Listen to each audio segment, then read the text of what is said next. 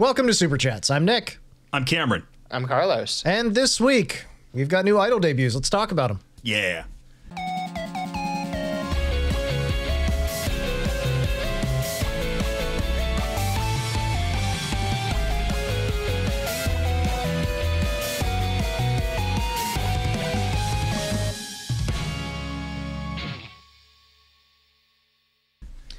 That's really the biggest news. Yeah, that is the biggest. We finally had it. We had a slower week, I think. Leave a comment down below. What did we miss? What were you hoping for? Are you looking forward to Halo Reach coming out next week? The year is 2009. You know what I'm looking forward to? What? Yeah? Slapdash Entertainment. Hey, we're okay. Extra live stream, 24 hours, starting roughly 9 a.m. on November 2nd. Stop on by twitch.tv/slapdash-entertainment or on this very YouTube channel. We're going to be raising money for Children's Miracle Network hospitals, specifically the Janet Weiss Children's Hospital. It's a Geisinger hospital. We're hoping to... All right, our original goal is like $1,000. That'd be cool. We have stretch goals going all the way up to $3,000 if for some reason we get there. Every dollar counts. If you give us 50 cents, that's awesome. We're so happy to have. Listen, you're VTuber fans. You have donated more money for less charitable causes. There has been girls saying $2,000 foot ASMR, and you go, what charity? They go, me. You leave Stronny Cuddles out of this. No, I would never. Stronny's fine, but there are others. Listen. Hang out, Nick eat crickets. $25 and help the kids. I eat a cricket. It's Nick. What day can we see this? November 2nd. It's Saturday next. So not the weekend this comes out, the next weekend. November 2nd. Saved a date. What time do you start? Right about 9 a.m. That's the goal. EST, by the way. EST. Eastern, yes. Because we have actually quite a wide variety of viewers from multiple time zones. That's true. We see you, the Filipinos. Putting Discord members on blast. And welcome you. Yes, and welcome. Finally, a place for us, Super Chats podcast. That'll be like when we start fundraising for ourselves. That'll be like trip to the Philippines will be the top. Oh my goodness. Oh my god. So yeah, it'll be a whole lot of fun stuff. We've got games planned. We've got events planned. We have weird specific skits and things that we're going to do. It's going to be a lot of fun just to watch, hopefully. But also there'll be donation incentives, $25, and you can make us eat crickets. Exemptions apply to that. Some people will not eat crickets. How much money to make them eat crickets? I asked him, and he said $1,000, and $100 of it goes into my pocket. And I was like, that's a lot. God damn. Okay. Now, some people have a pretty high bar for eating what other countries just eat normally. Just snacks. It's protein. Parentheses. I would not. He was like, the way that he explained it was he was like, yeah. Because he was like, I'll eat spicy food or whatever. And he has stomach problems. And I was like, that'll kill you. And he's like, yeah, but I won't think about the crunch for the rest of my life. Fair enough. I was like, okay, I got that. So. Well, we'll look forward to that then. Yeah. Utono Pandora said she's going to make me eat a cricket. So. That's good. Utano. Good. I'm excited. Utono, please. I am begging you. It's quite literally the funniest thing. There's going to be things there's literally things that I haven't announced that we're going to do as donation incentives too. I'm excited. There's a lot of really good stuff. But we'll come to that next weekend, as I said. This weekend, and specifically today, and specifically even more this podcast, we're going to talk about the third generation of Idol Corp's English branch. Mm-hmm. That being WildFyre, spelled with a Y. Yeah. So WildFyre is one of the many new generations that had gotten confirmed before all the crazy stuff happened with Idol. Before they were purchased or bought out or whatever by Brave Group, yes. Because they had that one like Idol Espanol, and literally while that was coming out, like this isn't even the last of what we got. We still have so much. Yeah, because then we got that 3-person generation with which was Henya and Shable Tonya and Chikufuji Lisa. Oh wait, no, she was part of the ES group. Yeah, so it was Lisa, Chikufuji Lisa, and Enya Ignis, and the other one I just said, Shable Tonya. That one. Yeah, and so we've gotten now that we've gotten these 4 new talents from Idol Corp, that brings us to like 11 new talents this year, I think. 5 plus 3 plus 4? More than that. Yes. No, I think it's 11. It's 12, I think. Either way. Point is, we got a lot of new idol talents this year, which is good because a bunch of them are quitting. So they need all the numbers they can get, I guess, at this point. I mean, some of them are quitting. Yes. Not a lot of them. There are a few. But either way, Idol, as we said, now a part of Brave Group. There was that whole kerfluffle. And, yeah. Why don't we talk about WildFyre? All right. We'll start at the start with Daisy Dandelion. She's a dandelion lion. Daisy Dandelion. Yes. Daisy Dandelion. Dan. It's in your head now. Quick run through of her debut, just off the top. She started off with a Teletubbies style intro with some stick puppets, and then she grew out of a pot. And then we had an animation by H and Mr. H. If you are in the VTuber community and specifically the HoloLive community, I guarantee you'll recognize this animation style. They've been doing animations for quite some time on YouTube, and they're very cool stuff. There's some of them that are very famous now at this point. She next went over her likes and dislikes via PictoChat. She brought out a Nintendo DS, fired up PictoChat, and just filled us in on what was going on. She really likes like retro and older consoles. Yes. That's the Nintendo DS. Exactly. The Xbox 360 is now a retro console. I got to her movies and I feel so targeted. I think we're the same person. We're going to get there. Okay, I'm so sorry. But other likes, she likes the filet of fish from McDonald's. She's a big fan of weeds. Huh? She's a weed fan. Like, yeah. From the ground. Yeah. The grass and stuff. Yeah. She likes silly stuff, retro games, standing cats. She likes growing a lot, and she plays bass. She has a 5-string and a 6-string. I knew that Cameron was going to have a reaction to that information. What bass does she have? She did not say, but she said she has a 5-string and she has a 6-string. So she has basses. Hi. Got her bases covered. Hi. What bass do you have? I have a 5-string. I think it's a D-Rock. It's really cool. Tell me about your bass. Thank you. I'm sure we will be hearing from it at some point. You might want to check the 2.0 or something. I'll check the 2.0. Welcome to my watch later list. Next up, she sells Joe Cool some stuff. She opens her coat up and I got some seeds. I got some the stuff you need. And then there was movies. What movies does she like, Cam? You're at that point. Again, all 4 that she listed are bangers. Let me go one by one, and I'll share my opinion as well. I see Spy Kids 3D, and here's how I always describe it. Spy Kids 1 is better than you remember. Spy Kids 2 is worse. Spy Kids 3D is so bad, it's amazing and the best. What if we can go inside video games? Whoa, this is just like Halo. Sorry, Grandpa. I forgot that Grandpa gets like murked in that, doesn't he? He does get murked a little bit. There's also the part where Judy Cortez is like, I need to bring someone in the game, and the robot head on the moon's like, you can bring one person. Here's your grandpa. Pros, superior intellect, great capability, cons, physically disabled. That's what it was. Wait, before you move on, one more thing. Where does Shark Boy and Lava Girl fit in this? Shark Boy and Lava Girl is Spy Kids 3D, but again. Okay. But even better, because there's this child actor who's one of the main antagonists. There's this kid who goes, "Oh, Principal, I want him expelled." And George Lopez goes, "No," because he's also a villain. Shark Boy and Lava Girl rules. I saw Spy Kids 3D at a drive-in movie theater as a child. That's the worst way to see it. I You're know. supposed to be in theaters with the glasses, so had the the pogo glasses toads on. intimidate you. I had the Did glasses. it work? It's still a movie screen. Yeah, but the lighting, it's wrong. I don't know. The lighting of the stars, it's natural and beautiful. If anything, it was better than in a theater. My childhood was cooler. Okay. Cameron, I declared a Lucky Charms to be S-class last week to spite you. Yeah. It's really a B-tier cereal, and I know that. This is my official acknowledgement and apology.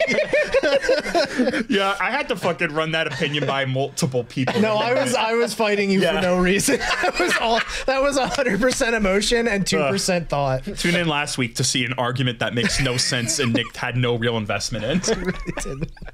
You ever want to see Nick cause problems on purpose? I was going through my Connor arc. Yeah, clearly. Okay, but moving on. Following this, Spy Kids, I'm not even kidding. Spy Kids 3D, she goes from like a so bad it's good to unironically probably my top 3 or 2 movies of all time. Fucking Dawn Hartsfeld, It's Such a Beautiful Day. This movie gave me my fear of death and took it away in the same 7 minutes. This movie is not a fun ha-ha movie. This is outsider art. It's brutal and funny and stupid. Those are 2 fucking movies to put next to each other. Yep. She follows that with The Room by Tommy Wiseau. I don't need to tell you about it. If you don't know, watch it now. If you do know, ha ha ha. And Jen, she follows that with The Iron Giant, the most underrated childhood classic movie of all time, holds up today. May I? Of course. You stay. I go. Superman. Well, I get a quote too. That missile is aimed at the giant, Mansley. Where's the giant? Where's the giant, Mansley? Mansley's the best antagonist. Iron Giant's a fucking classic. I haven't seen that movie in ages, man. It's phenomenally good. I rewatched it this year. It's still good. That movie always rules. Wow, good taste. This might actually be the best taste section we've ever gotten through. One little... Completely unbiased. Well, another little thing that I don't know, it might make her even better for you, actually. Oh my God, I'm scared. She hates social media. She has her own website. Yo? Yeah, she has a card. Oh, nice. It's Daisy. I think it's daisydelion.card.com. Yeah. And you can .co, not .com. Ah, right. I see she also makes a kids cuisine. Yes. Oh, we're getting to that. But yeah, she has a lot of really cool likes. You guys line up pretty good. That's awesome. I'm her. Do you like weed? Yeah. Okay. Next up, she does eat a kid's cuisine. It's a Disney cuisine.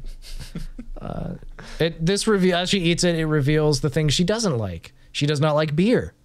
Fair. She does not like leaving without saying goodbye. Yeah. And she does not like herbicide. Next, she gets herbicided.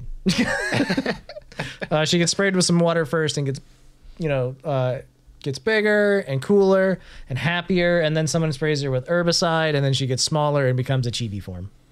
It's pretty cute. All VTuber introductions should end with chemical poisoning. Yes, 100% of the time. It's the proper way to deal with VTubers. What? What? I don't know. I just agreed with you. I don't know what I'm saying. Do you know what I said? Carlos, did you hear? Can you roll back the audio? Weird. That part of the audio is missing. Crazy. Sorry to disorient you, listeners. Let's talk about her model real quick. She has aminal ears. Of course she does. She's some sort of Nekomata style creature. Yeah. She has a double side braided hair. So she's got braids on both sides coming down. Very cute. She has a very cute design. She's got a relatively cutesy voice and a very, very cute model. Yes. Model is very She has a flowery tail, and she's got a white dress with the... I did not realize how potentially lewd her outfit was. I know, because it doesn't seem like it. Her dress has nothing in the middle from the top all the way to the bottom. Yeah. There is no middle to it. Exactly. It's revealing. Like she never shows it off during. Maybe she shows it off a little bit. I think during the initial debut, but like you see it in if you're on I believe she's on Twitter. So she at one point posted her whole model, and I was like, wow! Like I did not realize that was her whole design. There is not a whole lot down below. No. There is a part where she looks like she talks about her movie taste some more. Is this like her top 4 or just random movies she was talking about? God damn. That I'm not. If this is her top 4, it's the most eclectic top 4 I've ever seen, but I don't disagree with any of them. Sorry, that's going to be the thing I'm stuck on. Oh my God. But yeah, I mean, she was probably the one that I liked the most, honestly. And I was surprised because I think she was the last one that I watched too. So she was the first debut, and she was the first one I watched. Apparently I had things out of order last week. I don't really know. But I definitely watched all of her debut. I watched all the debuts this time. Like I caught them as they were apt, and I was in it. And I was playing Power Wash Simulator at the same time. By the way, I see you're attempting to look her up. Her name is Daisy Dandelion, not Delion. It's weird because some of the social media stuff does state she's Daisy the Lion. She named her YouTube channel Dandelion, I believe, but no, it is Dandelion. Ah, okay. This is probably like a already taken situation. Probably, because it's flower names. It probably was actually just taken. Well, and then her is at Daisy Dandelion. Probably because Daisy Dandelion was taken. That's fair. But it's a whole confusing situation. They were dead set on the name. It is a very good name at the end of the day. Imagine you have a great cool VTuber idea and then you just have to bail because it's been taken. Name-wise. Been there. No, I'm kidding. But yeah, she also, I've never seen it before, but there was, I don't remember what it was called now. It was like a room dot something. It's like a little retro customizable like 3D room that you can make. And it was really neat. Oh, yeah, the little thing that you can like explore and sign the guest book and stuff. Yeah, I actually went to it and looked around. There's all kinds of little neat things for you to interact with and find. So she was like really creative with her own websites. Yeah, that is a little scandalous. It's a good design. You get the belly button. You know what I mean? Yeah. Just somewhat unexpected. But yeah, I haven't checked that part out, though. I'm glad to hear it's really cool, though. All right. Well, it sounds like it was a good debut. I also like the fact that she was obviously trying to be like the sweet innocent girl, and then multiple times accidentally just swore on stream. It's like, oh wait, I didn't mean that. I mean, darn it. I would I would never fucking swear. Pretty much exactly what it was. She also played The Lion Sleeps Tonight on a kazoo, I think. Oh no, it wasn't. No, she was playing on a. I don't know what it was. Stylophone? Is that what they're called? The little stylus? Yeah, stylophone. Yeah, it was a stylophone. Yeah, that's what she was playing it on, which was really cool. She was excited too. She was like, I practiced this, guys. Watch. Very fun. And then she released her first cover. We've got covers. It was Three Little Birds by Bob Marley. Huh. Very chill. Very cool. Yeah. It's a nice video. Some nice, cute art for it. She likes weed.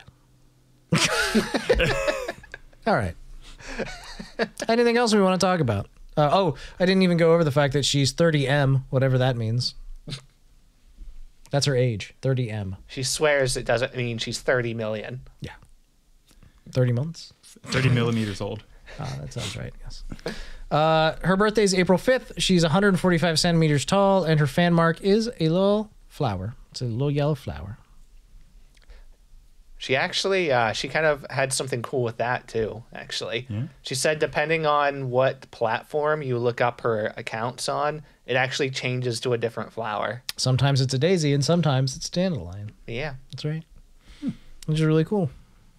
It works both ways. All right, anything else about Daisy Dandelion? Oh, very solid. Yeah. I had a good time. I like her. I think she's really cool. Next up is Cersea Soulstorm. She's the scuffy one. I mean, the captain. Captain Cersea Soulstorm. She's Ghost Pirate. She's pretty cool. I like her a lot. She has a really pretty intro song with a really neat lore animation that's like really serious and cool, and then that ends, and then we get into the SpongeBob intro, and she literally sings the opening song, but about herself from SpongeBob SquarePants. It is this point that we recognize that she is Australian. Oh no! Oh no! Oh no! It gets funnier every week. I like how we've talked about enough Australian VTubers now that we've just started picking up on like local lingo that they all use too. Her accent was super indistinct the first time. I thought she was British at first, and I'm not the only one. Other people thought so too. And then she clarified she was Australian, and I was like, oh, okay, now I can sort of hear it. But I swore she was British at first. Yeah. It starts off with her being spooky and scary and threatening you until she realizes that you're here to turn in a job application to be part of her crew. The options on there's some things that were filled out on the job applications, but I did laugh really hard because all of the questions were answerable with yar or nar. And I really loved that a lot. Good. It's so good. And we get to the bottom of the application and it's just like, please, please, please, please, please, please. And then she turns and is like, wait a second. Wait, you can read? Welcome to the ship. You're automatically on. You can read. Most of us can't read. We're pirates. It adds up. Or Australian, for that matter. Ha, Aussies. Gotcha. Just some lighthearted Aussie humor.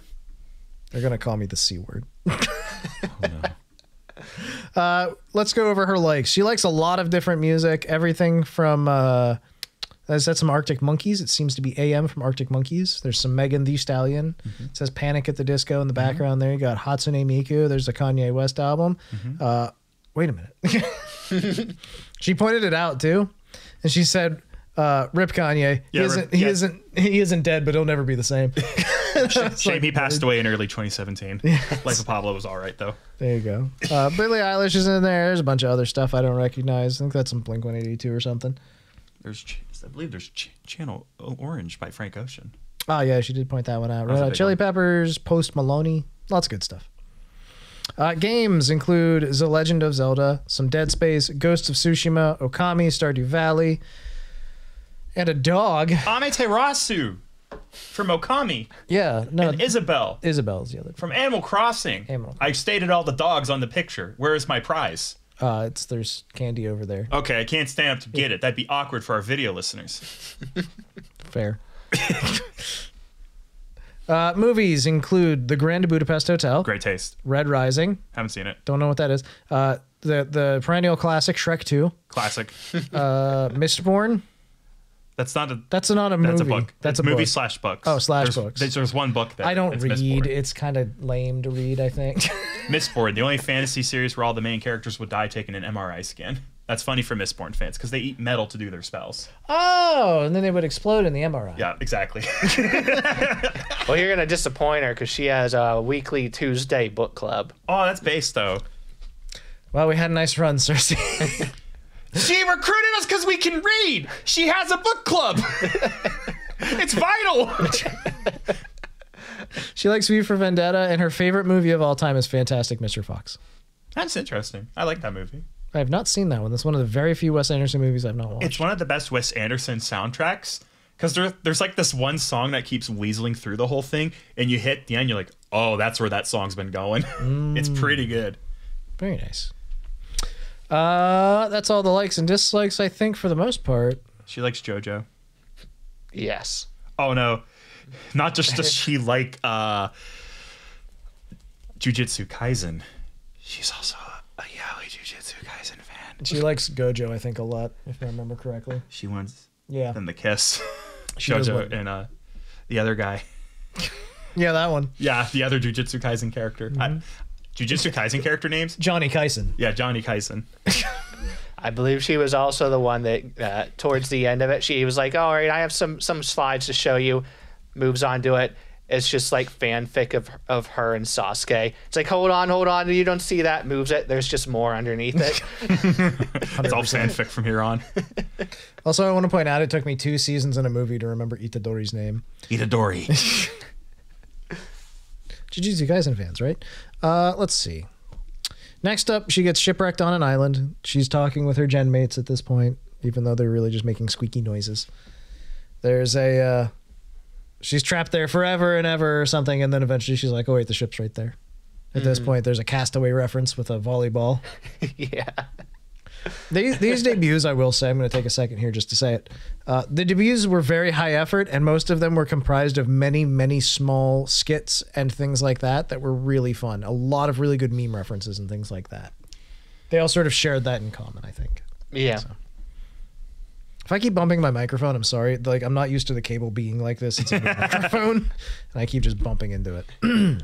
There's a lot of them, too. They mix a whole bunch of like new and then really old memes I wasn't expecting to ever see again. Yeah, there were some classics in there for sure. Next up, her model. We go over that. She is a lovely looking ghostly pirate girl. She's got green features. That's her main color. She's got a green tongue and some green glowing eyes. Green woman. We have a new one. Yes. Ranson just changed his name on Discord. He's no longer Ranson, the green woman enjoyer, so I don't know if he's going to like her or not. He changes like the seasons. He's in a new era. She also has long green and black hair with an optional short variant, which we did get to peek at. It's very nice looking. I also have an optional short variant. This is where we chop you off at the knees, right? Yeah. Huh. Something killed Fitty Men. I'm in Kirby format. I thought you were in Ping Ping format. Huh? I just said Poyo. Oh, Poyo. Yes. Kirby. She likes soup so much that she named her dog Soup. This is a fun fact. I don't think I like soup that much. I wouldn't name any animal in my life Soup. I guess then you don't like soup that much. Yeah, you're right. 100%. That's pretty lame. You're casual. I'm a casual soup fan. You get your fucking soup tourism out of here. Fucking soup convention comes to town. I go, oh no, what would I even wear? I can't show up there. I can't just wear my minestrone vest. I pull up in convention hall, sit in panel. Johnny Soup's on stage. Hey guys. He starts talking about soup. I go to the guy next to me. I prod him. Go, who's Johnny Soup? And they turn me. You don't know Johnny Soup? Johnny Soup points me out. Execute him. Kick this man out of the soup con. A dog named Soup pees on me. Oh my god. Cersea appears, slaps you in the face. Why is she at SoupCon? Because she loves soup. She named her dog Soup. Whose dog do you think peed on you? The mystery unravels.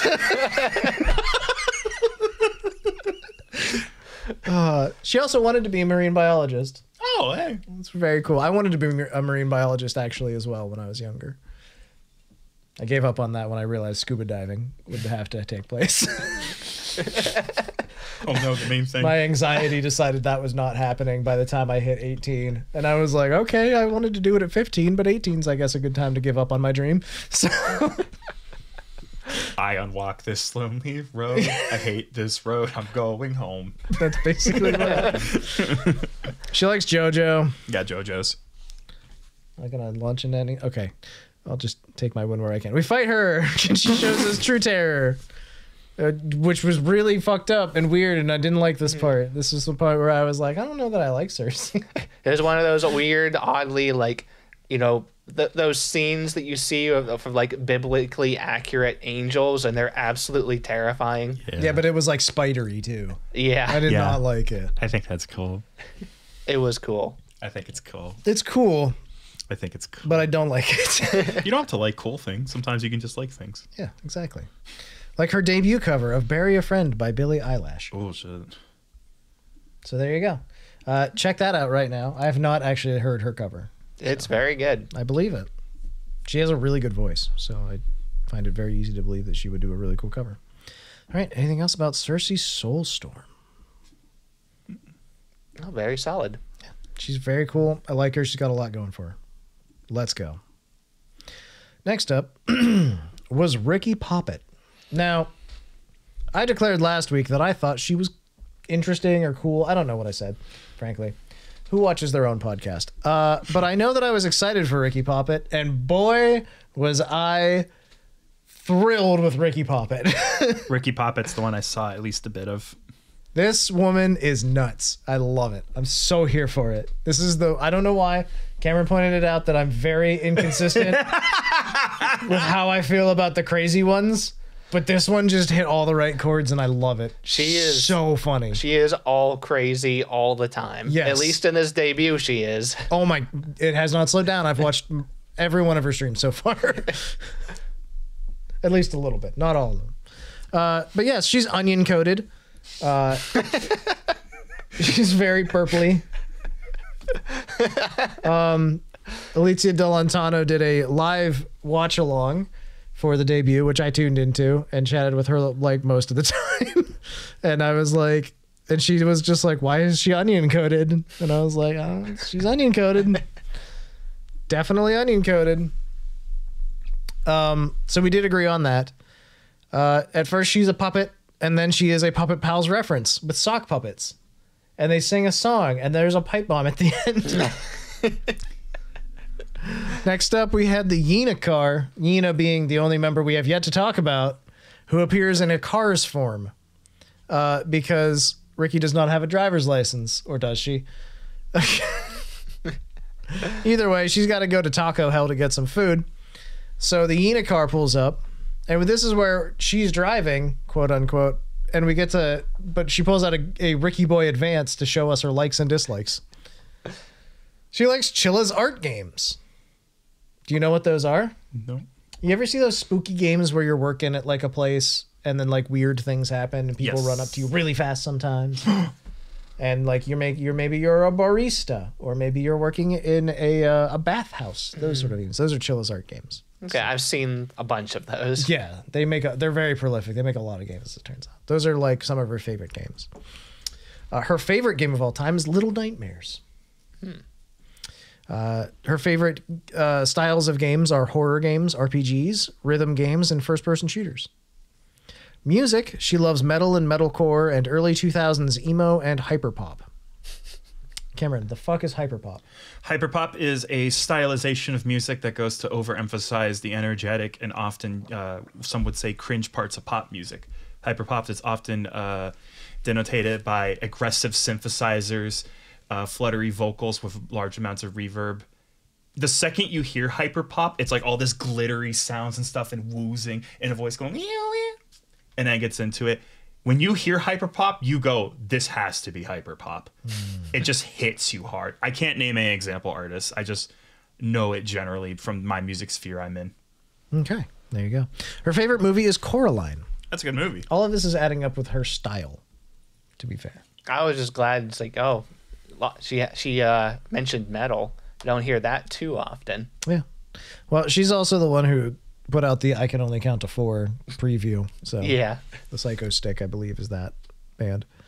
So yeah, at this point, she realizes that she's playing a video game on her Riki Boy Advance while driving and gets pulled over by the Popo, who is Chat. She then presents her real license. It's a real license, she promises. The class driver she is cringe. And we learn that her height is 5'4". Her sex is L. Her sex is L. She lives in Cersei's ship hold. Her WT is da fuck, which is her weight. There you go. So there you go. We get a little more information about her. 5'4", God. She shows off her body next. She does have a chest. It's there. We all know it now. She had to ensure that people knew she was not flat. Where? Oh, I saw it her a little. Where? Stop showing me the onions, woman. Where? No. It's ironic because she doesn't like onions, I think. Yeah. I see it now. There. She does get to Taco Hell eventually, and she shows us her likes, which include mushrooms, horror games, metal, and hyperpop music, as mentioned, singing, art, live 2D animation, having a meme or song for almost everything, cinnamon roll, plushies, lots of plushies. She dislikes onions, extremely loud noises, soggy food, parties, and grass. Not a grass toucher. I thought that was hilarious. He's like, I love metal. I hate loud noises. Yeah, right. Her model, she is a puppeteer. She is very purpley. She's very yellowy. She has a lot of cool little designs, and she has a really nice hat. She's sort of Mad Hatter meets Gavis Bettel. Yes.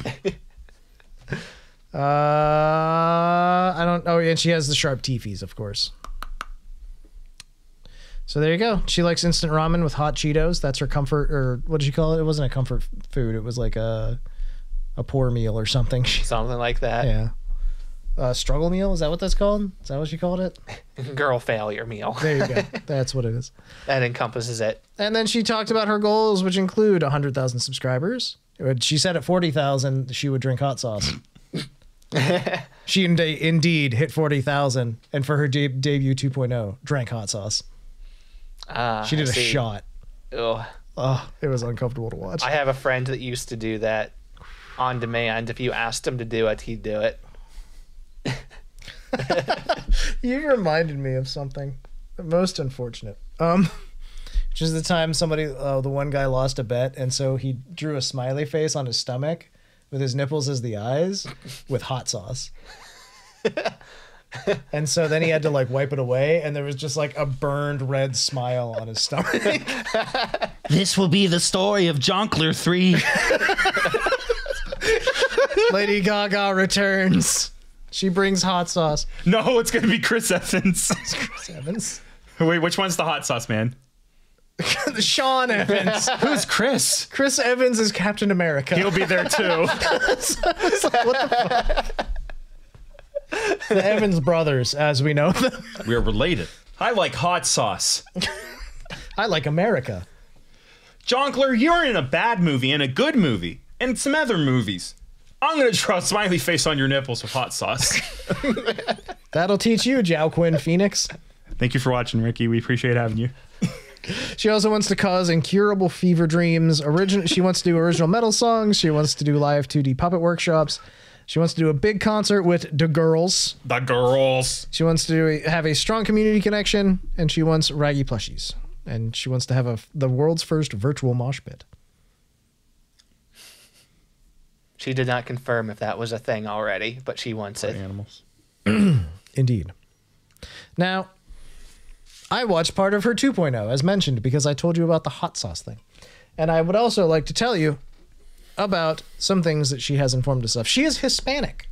Let's go. Yes, let's go. Indeed. She has ADHD. Let's go! First of all, this was revealed in the best way possible.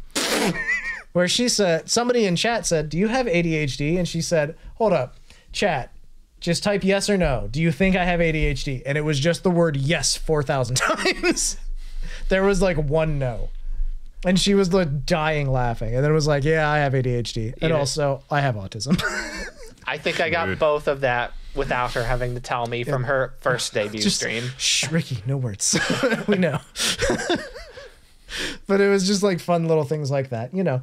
And then her third stream, she was making puppets of people. I got to watch like 20 minutes of it, and that's about it, unfortunately. So I will also say that she has put out a song, which is a cover of I Write Sins, Not Tragedies. Who wrote this song and performed it, Cameron? Panic at the Disco. Do you know what that makes her? A nerd. Hispanic at the Disco. That's the second time he used that joke. This is my joke for the episode. This is your joke for the year.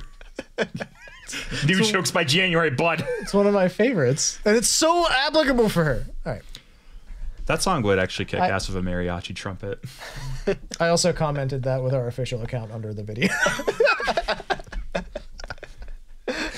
Let's see how that comment's doing. It's got a like. Was it yourself? No, not this time. But when I got the notification, it just said someone liked it. And I was like, respect your anonymity, I guess. Oh, thank God it's buried. Yeah, you're going to have to scroll for a while to find that guy. I think it was it was like comment like 135 or something. It's pretty far down. So that's what it's like. Anyway, I like Riki a lot. Like I said, I've watched at least a little bit of each one of her streams that she's done so far. She's super entertaining. Let's go.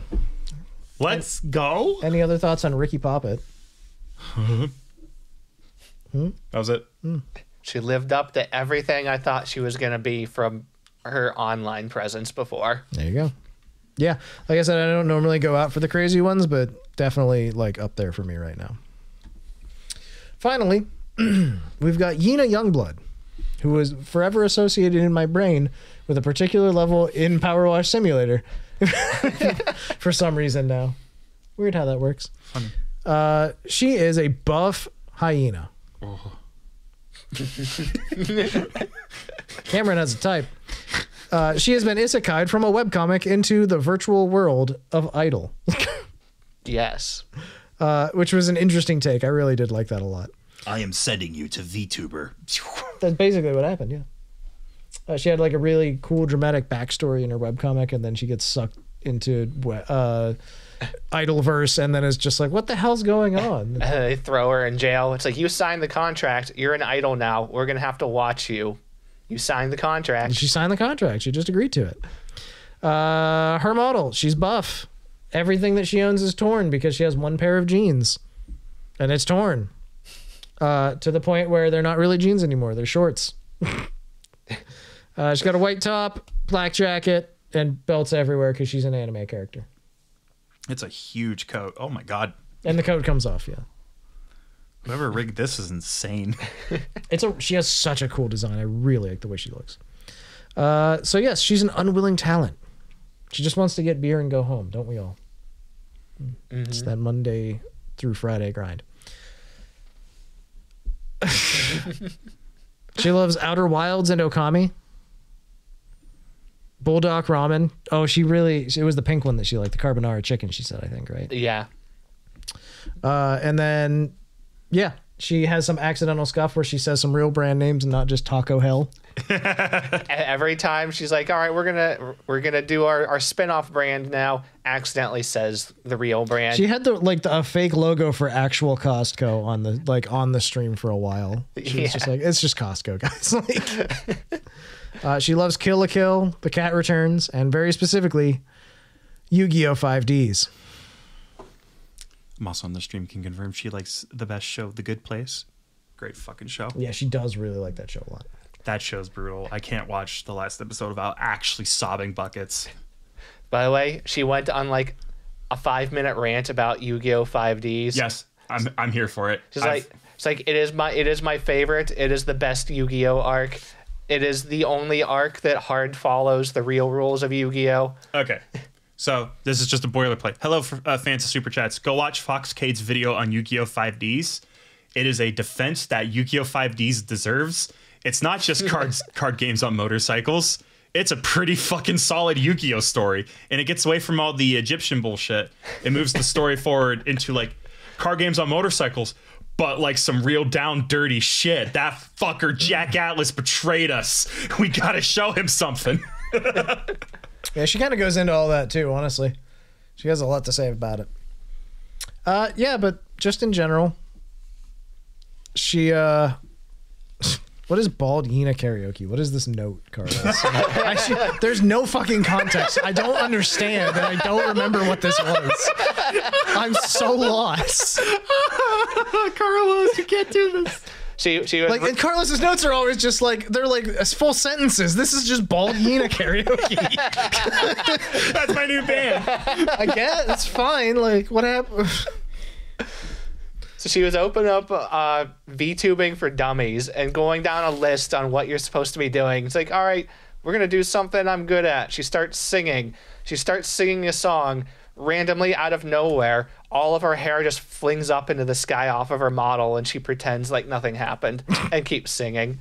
That sounds right. See, I listened to the karaoke, but I was watching Power Wash Simulator. Fuck.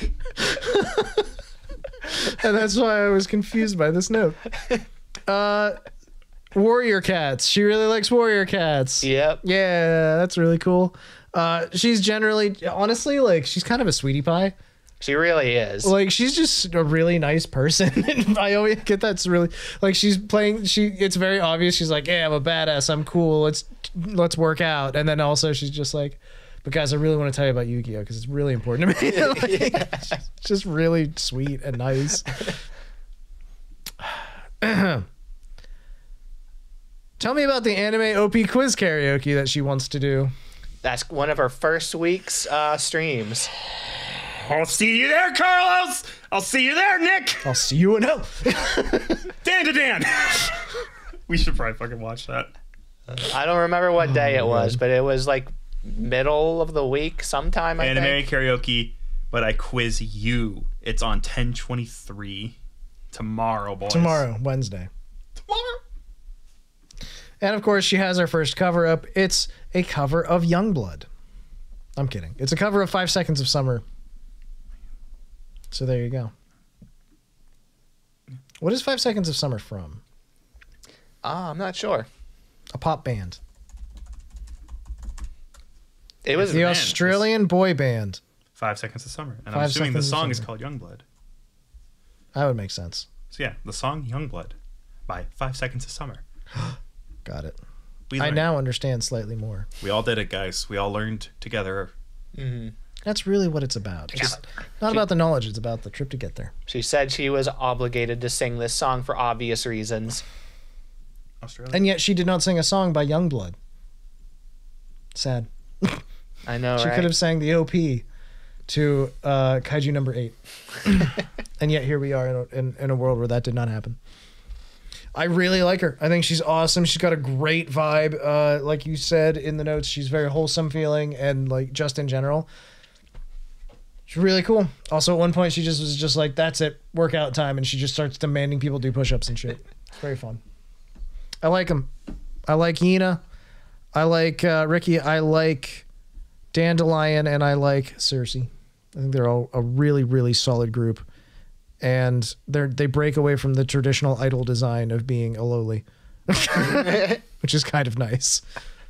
They've been breaking away from that with a little bit more recently. Just a lot of their newer people. Yeah, but I would say these are definitely their most mature designs that they've had. Yeah. Like, and I really do like the way that a lot of them look. I think they're well, I think all of them actually look really, really good, honestly. So I just like the design motif in general. All right. Anything else about Yena Youngblood? No, very solid. I really just can't wait. She is one of the 2 best hyena VTubers I've seen in the past month. And I really hope that her and Poma Pon do a collab at some point. That would be the absolute funniest fucking shit in the world, and I would lose my mind. They should. That would be hilarious too, because we've got one that's like the bubbly pink cheerleader and then the buff biker. Yeah, it'd be such a great mismatch. That's my favorite Yuri pairing, by the way. Oh man! All right, so next up, after all of these, we got a full collaboration of WildFyre. Yeah. Now, you had notes about this for later on in the podcast, and I moved them to here because this is where they belong. WildFyre, as a group, is the most insane shit I've ever seen in my entire fucking life. These women are nuts. And let's talk about that real quick. The stream itself starts off with some turbo scuff. Everyone's in 144p slash 360p. Mm-hmm. There's problems everywhere, but the collaboration, which was on Daisy to Lion's channel, I believe. Yeah. It's very scuffed. Everything is scuffed. Nothing works right. It's phenomenal. I loved it. There's some D's nutsing going on. Carlos. Yep. Details. Who got denutsed? All of them. There we go. It was a meme stream. Yeah. They were actually taking part of, there was like a quiz or something at one point, and then if they lost, they had to, they were doing polls of the chat for who thought, they would ask. They had a series of prompts. There was a prompt, and then everybody had to guess who fit the prompt best. Yes, and it was voted on by the chat, and then also at the same time it was guessed by each one of the members who they thought chat would pick. Yeah. And the one who was wrong had to take part in being a meme, like an image macro meme. It was a bit of a wonky game that we're playing, honestly. Cameron, did you follow any of what we just said? Not in the slightest. Yeah, that's about how sensical this entire stream was, by the way. They struggled themselves. It was very good. Basically, from the word go, it was way over the top energy and insanity. Games that made no sense and the rules didn't really add up. And just generally crazy times. Some of them went to a convention together and they talked about that kind of stuff. Yeah, they talked about going to a convention and how one of them accidentally went to the wrong convention center. Yeah, they ended up at like a food convention or something. Or soup convention. Maybe. Could have been. The not this shit again meme from Code Geass. Not this shit again. That one. I don't know if you've ever seen that one. Daisy had to do that one. It's an old meme at this point, and Daisy, classic meme. And Daisy's like, I don't know what this is. I've also never heard of Code Geass. They also had to all load into the bus that had feet, and it said the feet on the bus. The foot bus. Yes. Oh my god. Oh, these are they had some really weird weird deep fried memes for this. Yeah, just in general, they were pretty fun. They were pretty cool. I had fun watching this, and then of course they announced merch at the end. That's right, everyone. Merch from Brave Group US. You have no idea how hard it was for me to actually find where they were selling this. Thank you, Carlos. So, I'm not going to do the big dramatic voice because this one seems pretty straightforward. It's an acrylic stand of each character's art, their key art, and it's a voice pack for each of them. I'm assuming these are like, wake up, you just hit the Windows key. You just hit the Windows key. Look out, an octopus. Get down! It's an acrylic stand and also a can badge for each of them. A badge. Mm-hmm. I used to have a bag that I put badges on. Otherwise, I don't know what to do. Was it a con bag? It was. It was a star bag that I got for having enough My Nintendo points. And now the My Nintendo store is gone, and I've besmirched a collectible item with Doctor Who pins. Yeah. Sounds like cringe-ass baby. I could have just not touched it and sold it for $700 on eBay. Curious how much it actually goes for. I'll research. They also have keychains. Very cool. Yeah. It's all on Brave Group's shop. Now, aside from the recap, I want to talk about how insane this was in general. And why. Why do these women have so much energy? Well, obviously they do. It's their debut day, Cameron. Uh-huh. Now, they make a point about talking about this a few times. Uh-huh. They've waited a long time for this debut. Oh, boy, yeah. And because we had light confirmation of this months ago. Well, Idol had confirmed that they existed at the beginning of this year. Yeah. They were talking about things that they were doing as a group over a year ago. Well, we just got to make sure they get along. That's how long they've been waiting to pop. We just have to make sure they get along. We can't just rush these girls out the door. There were 9 when this started. I'm kidding. That part's a joke. I don't know that any of them, how many were there at the start, or if any dropped out because, oh my god, can you imagine waiting a year for your fucking job to start? There was some borderline confirmed, behind the scenes that there was supposed to be another one that did drop out. Not shocking at this point. I would too. Holy shit. Literally no shame on that. These girls were losing their minds, and it's very well understood why, because they just had so much preparation and pent up desire to just start streaming. They were talking at one They were talking at one point about how I don't remember if it was Cersea or Riki. One of the girls was saying about how she was basically fake streaming to no one and talking to a chat that didn't exist because she was losing her mind. Oh my god. And she just wanted to do her job already. Get some practice in, I guess. Yeah, it doesn't hurt to pracky. So yeah, this is seeing them actually get to start off and do whatever and have fun and actually get to do things is really, really... It just makes your heart sing a little bit, There's a lot of joy for them just to be able to actually VTube and be tubas. So I'm excited for them, basically. I'm sure it's a big relief for them to finally be out and to have had a nice, huge audience there to see them. Exactly. All right. Do we have any other thoughts on WildFyre before we move on? I mean, they're definitely a very unique group of people, that's for sure. You can say that again. Yeah, they're all really entertaining in slightly different ways, sometimes wildly different ways, but I really like all of them. I think they're all a really cool group, frankly. I think they're all going to do some really neat stuff, and I'm excited for it. Yeah. All right, so that's WildFyre. That's Idol EN Generation 3. Check them out right now if you haven't. I'm going to be watching a lot more Riki Poppet. I can tell that already. And then I'm going to check out as much of the other girls as I can, frankly. I got my eyes on Riki. I like the Dandelion a lot. The pirate lady's very interesting. And I'm curious if she's a real soup fan or not. And I'm into the Yen. I am big on the Yen as well. Yens. Yen fan. I don't know. I definitely like Daisy quite a bit, but the Yeen definitely. Her personality just like, I don't know, hits right for me. I don't know what it is. I mean, that's the thing is like sometimes you just catch enough of one person that they really like speak to you, and if that's what it is, then hey, go for it. Now, if you'll excuse me for a minute, I'm going to open up a website on my computer device. It's called Blue Sky, or Bisky as I call it. It's bsky.app. It's this hot new social media experience that you might have heard about. Blue Sky, which is basically what the Twitter creator made after leaving Twitter. What are you trying to say?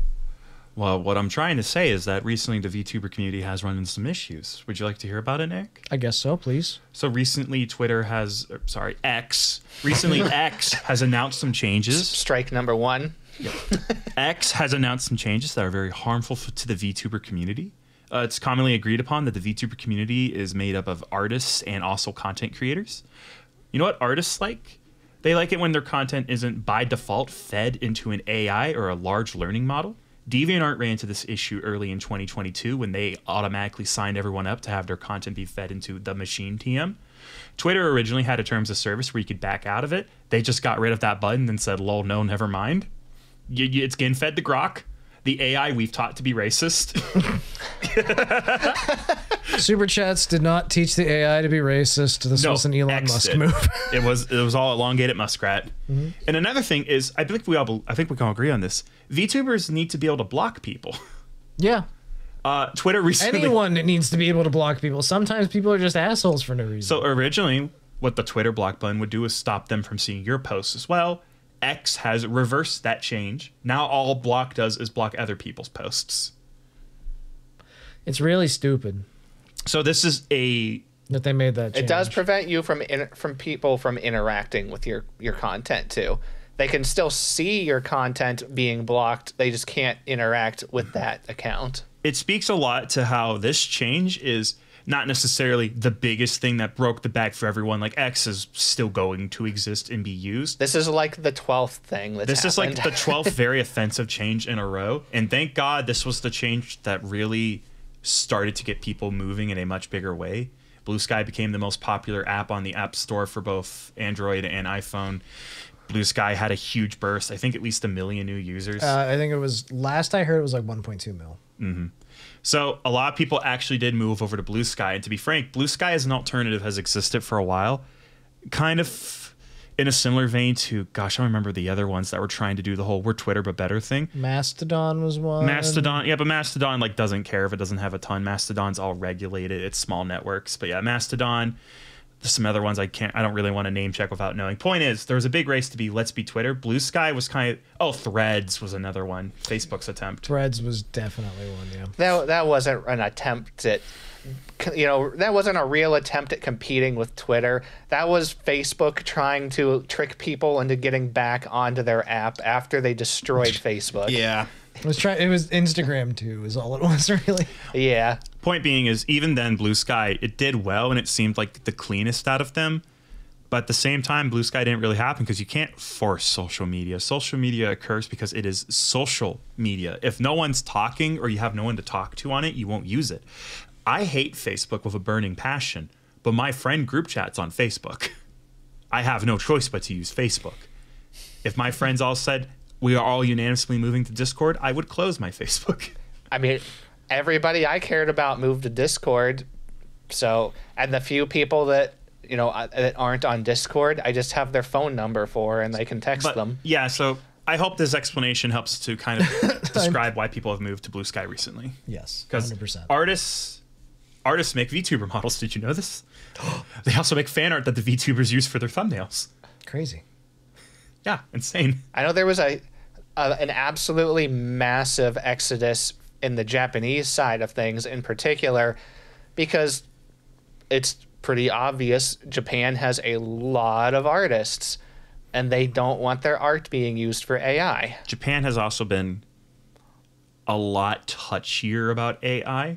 Like, I know Square Enix will flirt with it, but I think they've said the least. I know they had that game come out that used the text portion of it, because that portion's a little less, I'm still not cool with it taking all that, but the art part's like, oh no. Like, Nintendo has already flat out said we will not. Yeah, but Japan is also extremely harsh about things they own. Yeah. Japan has a much harsher copyright system, I believe. So, yeah. There's no such thing as free use in Japan. Yeah. Also, I want to point out really quickly, I'm one group chat on Facebook away from abandoning it entirely. We're so close. I just want rid of it. Please, guys, let's move. We can do it, chat. And also, I looked up Twitter alternatives, and there's one called Plurk. Why didn't Plurk take off? What happened to Plurk? Plurk, from Wikipedia, the free dictionary, says... Plurk is a free social networking and microblogging service that allows users to send updates, otherwise known as plurks, through I'm plurking here on out. through short messages and links. Can be up to 360 characters in length. How many scrobbles does that get you? I'm signing up for Plurk. Find us on Plurk, where we will plurk directly at you at all times. Are you signing up for Plurk for real? Yeah, I'm plurking. Oh my god. This is not the official Plurk. This is my personal Plurk. What I plurk is my Plurk and my Plurk alone. Please do not dox Cameron's PL Plurk. For real though, we are now on Blue Sky, superchatspod.bsky.social. So if you want to follow us on Blue Ski. Oh my god, I signed up for Plurk. The first thing you get is, here are some popular users you should follow. There are no users on the list. I may be the first to Plurk. I'm going to Plurk something. Hey, Plurk. If anyone replies to that, I'm dying. What's up, Plurkers? I am out here. Oh my god, that's people that read but don't post. They're Plurkers. I am out here plurking it. And by it, I mean... Also, my first ever Blue Sky post was literally me making a joke about it looking like Bisky from Hunter x Hunter.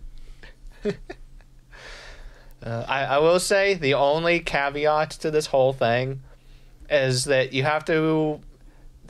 there's a lot of discussion around the AI stuff on Blue Sky too. Yeah. It does in fact also exist on Blue Sky. There's a lot of arguing about it. I believe people have said if you know what you're doing, you can block it so that your stuff can't be used, but other things like NVIDIA and Google and other places are still capable of having their AI scrape Blue Sky posts as well. So you have to read into it and make sure that things are set properly. Try and make the most informed decision that you can. We're not posting art because we're talentless hacks. Yeah. There is no such thing as free social media. As we move forward into the web landscape that is being created on purpose, these AI models will continue to, at every opportunity, take our private information, our art, and etc., and continue to feed it into the AI bubble. There is no such thing as good social media. Even Blue Sky. Blue Sky is better, not good. There you go. And it's only good because it's only better because it's new, frankly, and there's not a whole bunch of the best part about Blue Sky, the best part by far is it hurts X.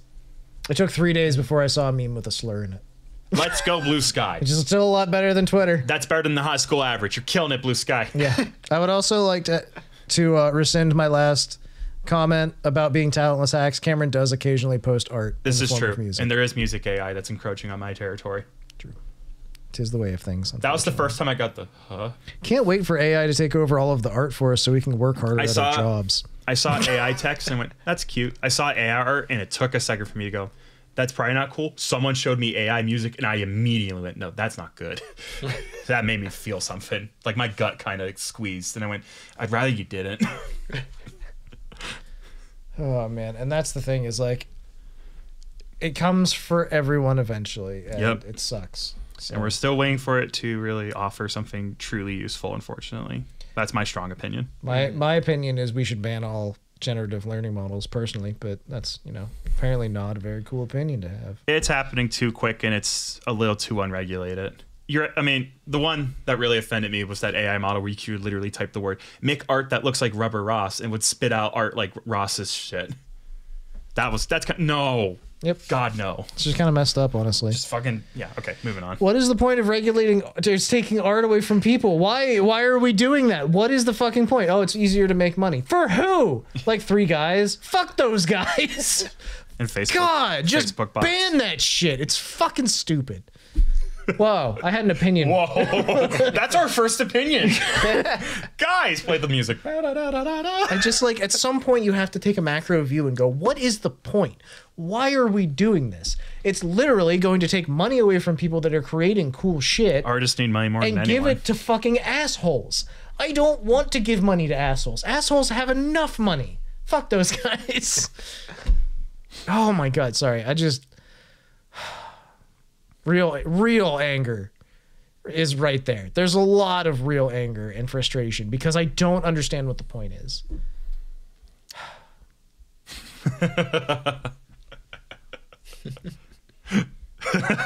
And that's a big reason to move to Blue Sky.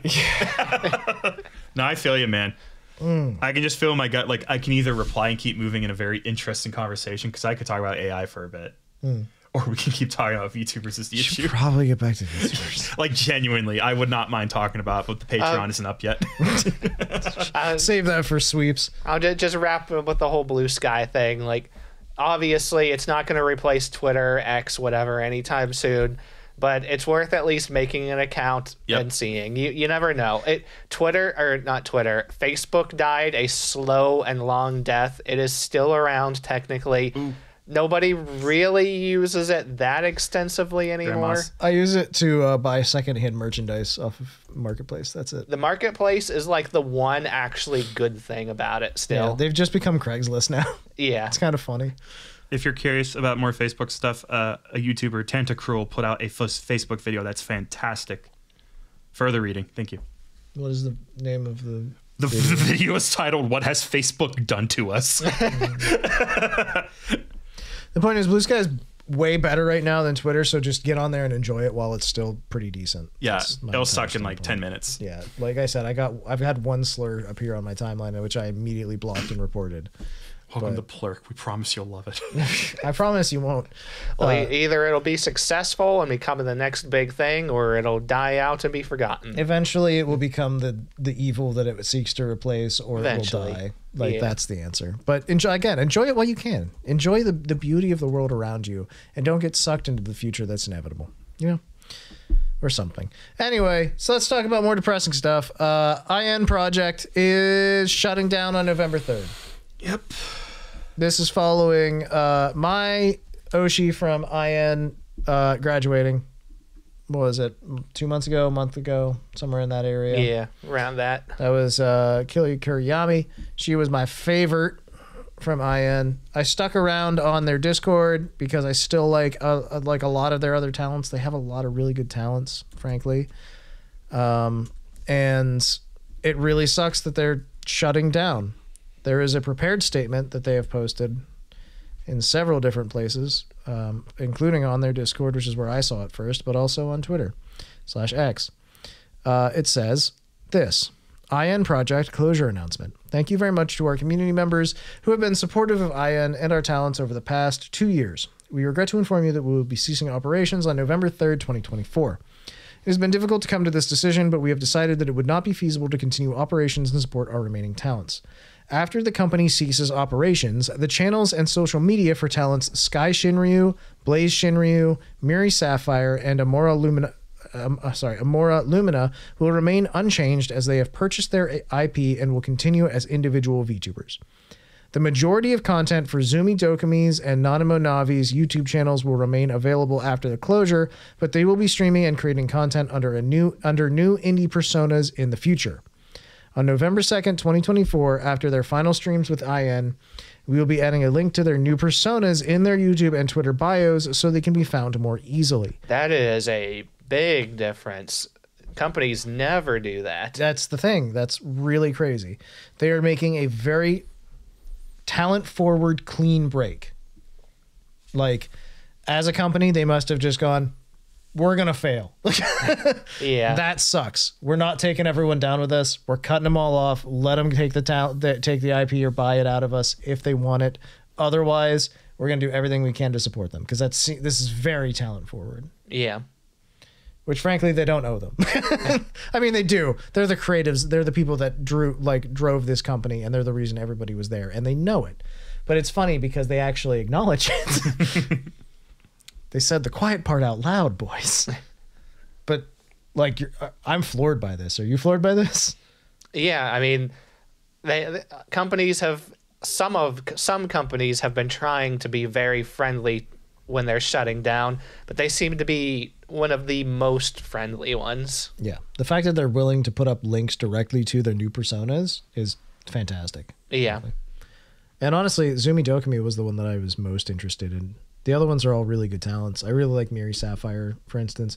But Zumi was the one that I followed most after Killia. So we hope that, back to reading. We hope that you will continue to support all the talents in their future endeavors and wish them the greatest success going forward.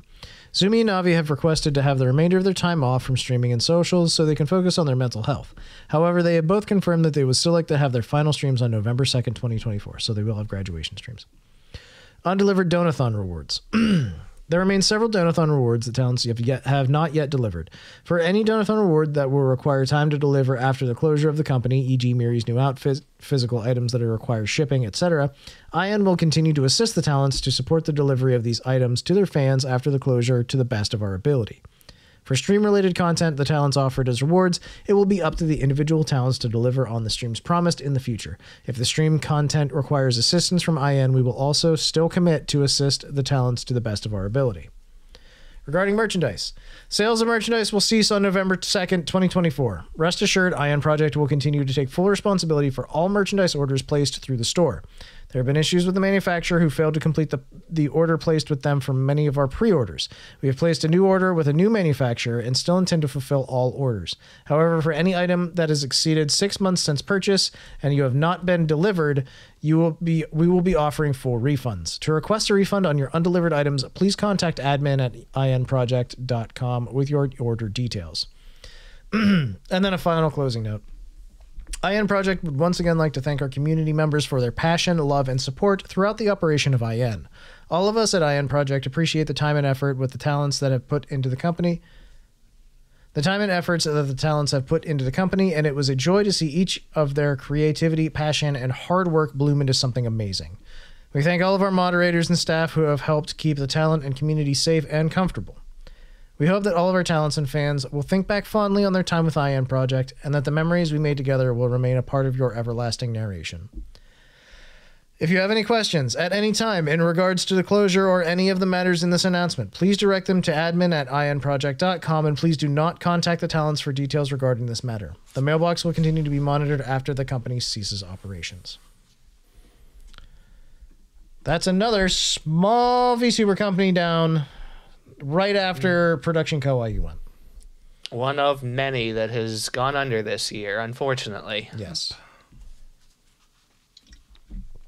Again, they're being very talent forward, which is beautiful and respectable. They're doing everything they can to support the talents and the fans, even after their closure, which is impressive. This sucks.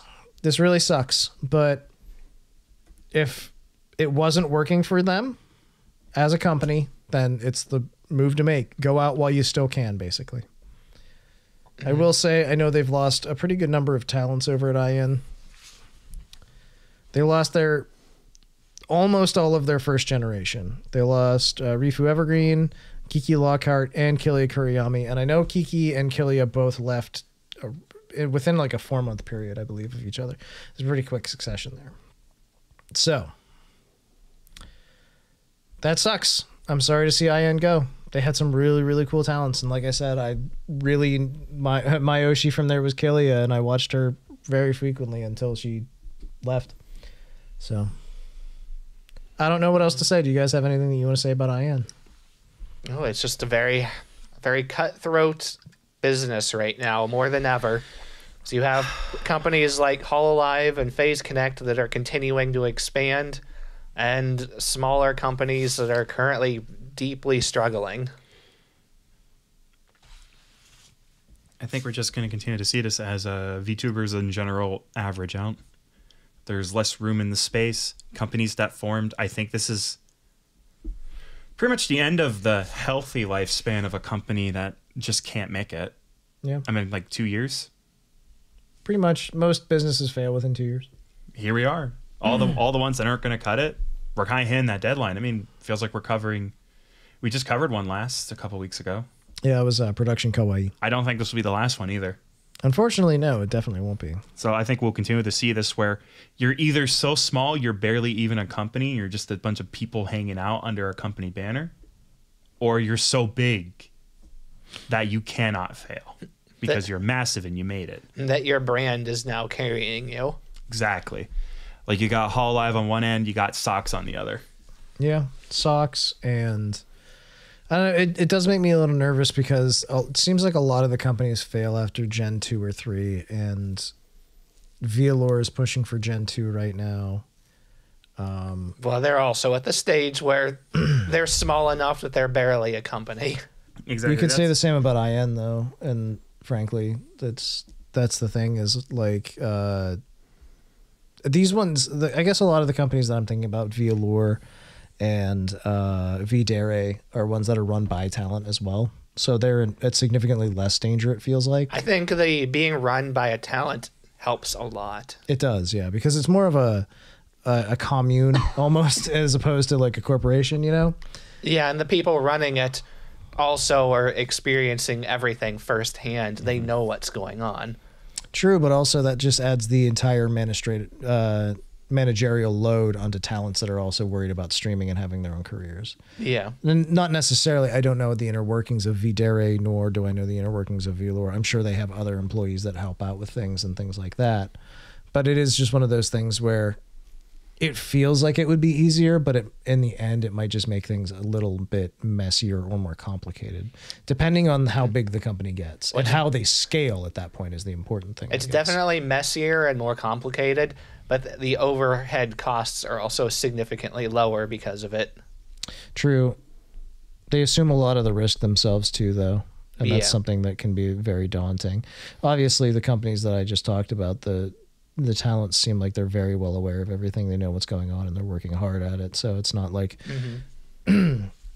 they're, I don't know, it feels like they're not necessarily at risk or anything right now, but it is one of those things that like the distribution of work and everything like that. Again, if they scale correctly as they scale their talent pool, they have to scale the business operations as well. There's just not really a question of it. If you don't, everyone's going to be overworked and miserable.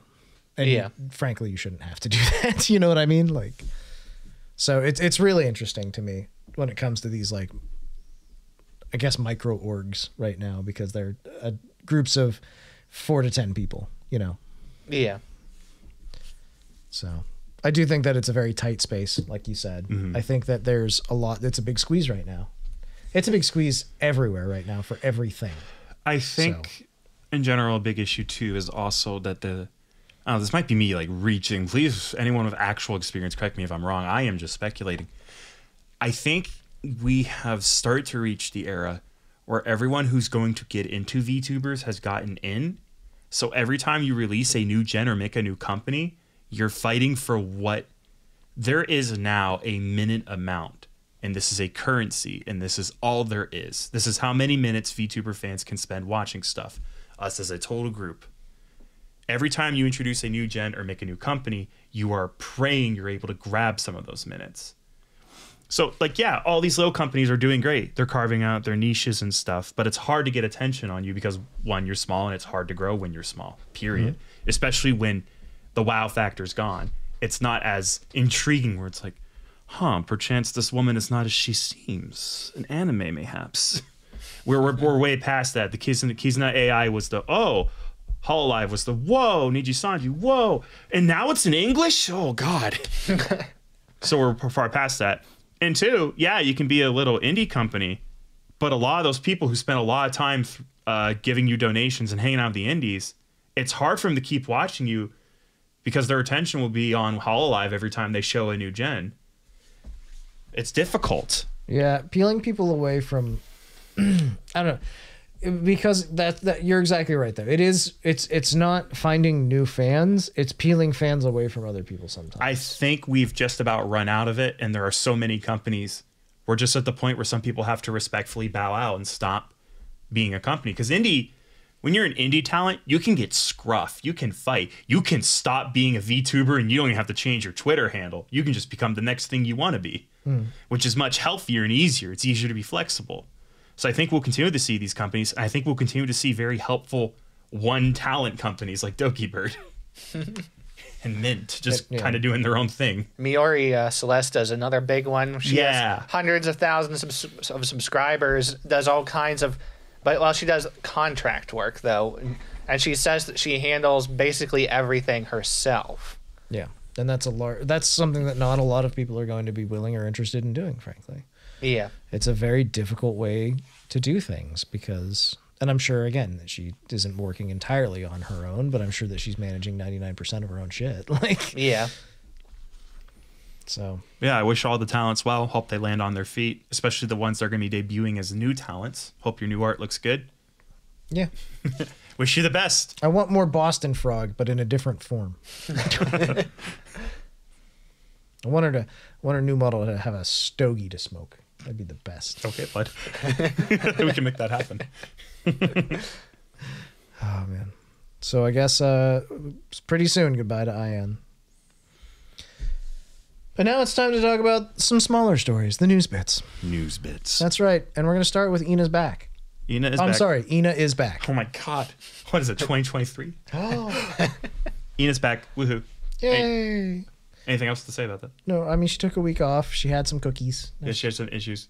I heard she finally got her computer upgraded. It's no longer Windows Vista. It's now Windows 11. Was that expensive for her? Yeah. Did she have to put it on her Visa credit card? Her Visa credit card. Oh, that's crazy. Yeah. God, we're so smart. We're so smart. We're so subtle. Guys, do you know who Dokibird is? Yeah. She's a Canadian Dokibird. Yeah. Welcome back, Yena. We're happy to have you back. Enjoy your cookies. She's a goober. She's a very big to say goober. it. I'm sorry. What a goober. There's a new Hololive Advent merchandising group. And by that, I mean there's plushies. Jesus Christ, that was such a weird way to say it. I'm normal and very not sleepy. Summation. Oh boy, the plushie announcement. It's only an hour old. Narissa and Shiori are sold out. Sorry, Bibu. Sorry, Fuamoko. Did you buy the whole set still? I didn't see it. I didn't see the ability to buy the whole set. Well, that sucks. I genuinely would only want the whole set. Yeah, me too. Just gotta wait for a restock. Well, the Friends with You, that's a permanent thing, isn't it? It is. It is. It'll get restocked. It'll get actually. restocked. Oh yeah. We just gotta wait for it. That's not some Friends with You. That's small. assholes. What? That's small. That's not Friends with You. Oh yeah. That's a small. Please buy. Please put it back. No. Put. I want to hold sauna right now. Yeah, now you know how it feels. Ow, Carlos. There's two arms. Yes.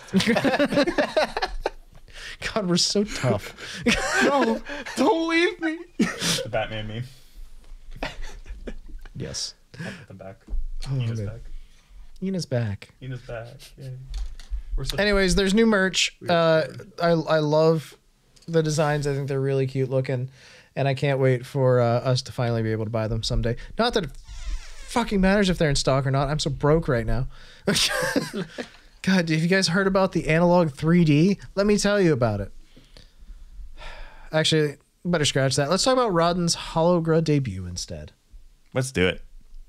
She likes art. She wants to be...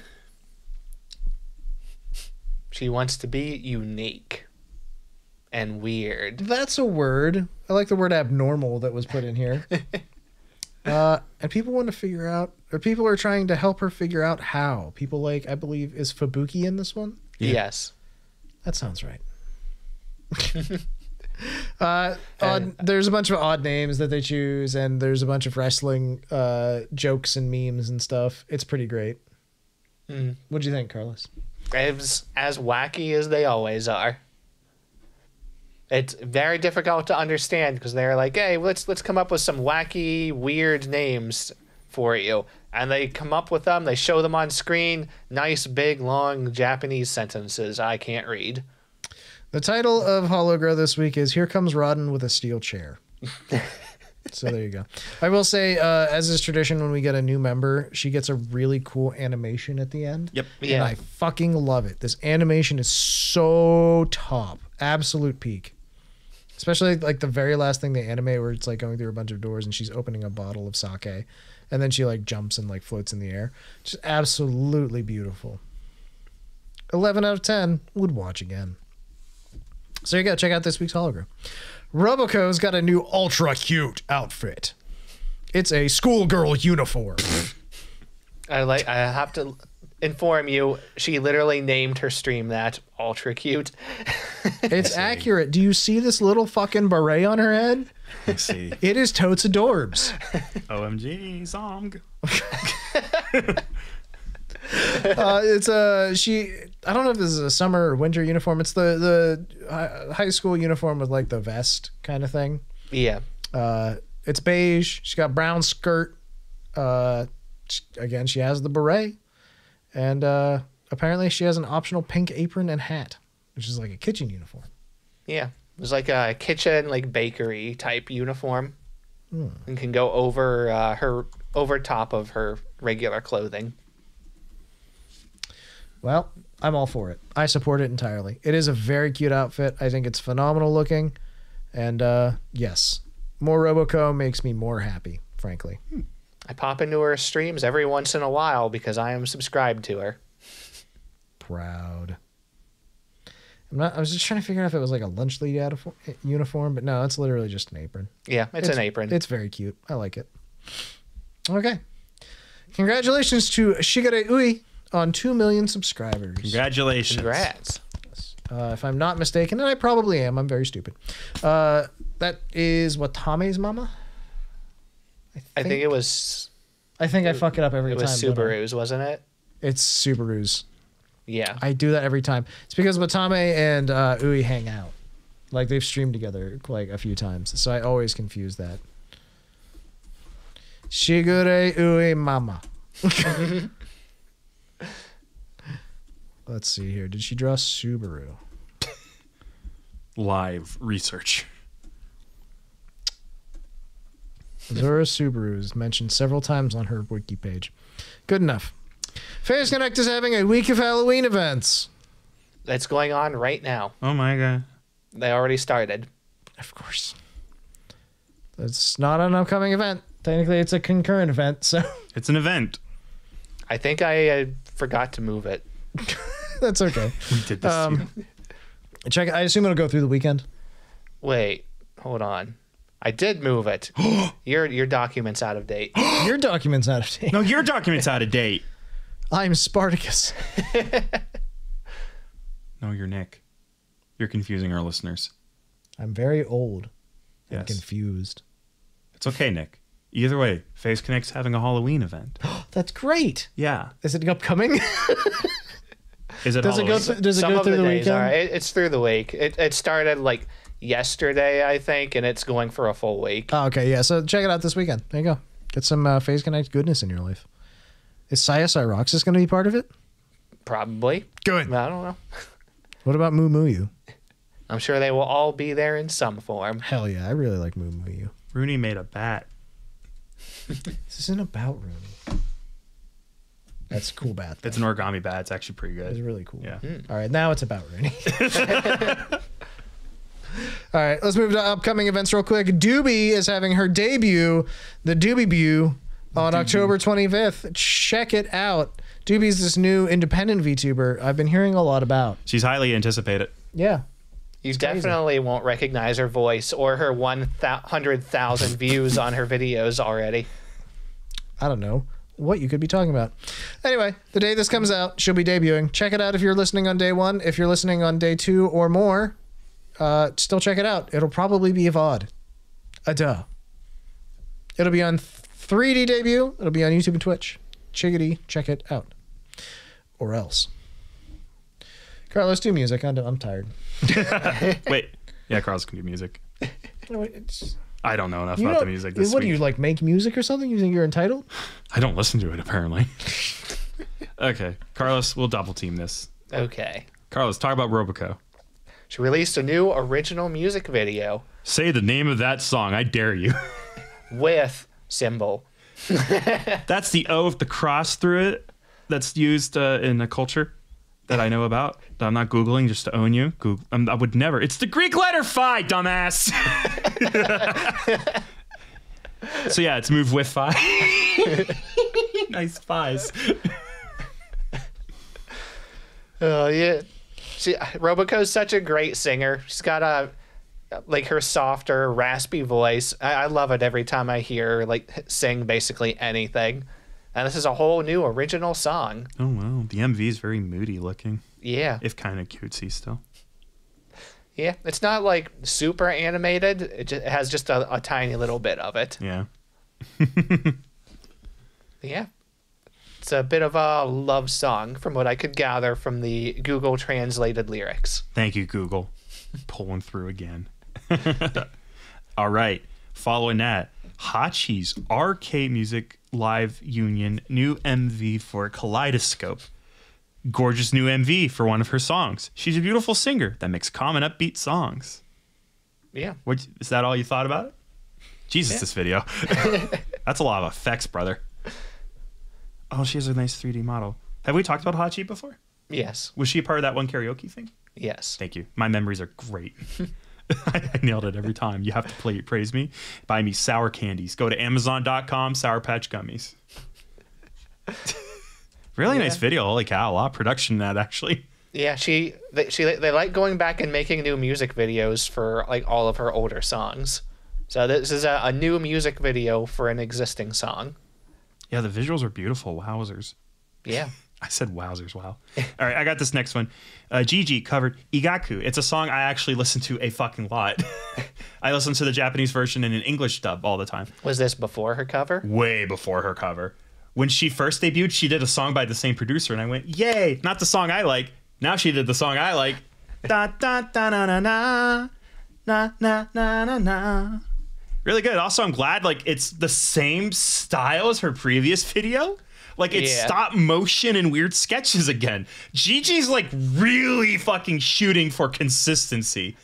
It's really strange how heavy she is. This is my brand. Hololive comes up to her new music video. We have a PNG guy. Hire the same guy. Bring out the puppets.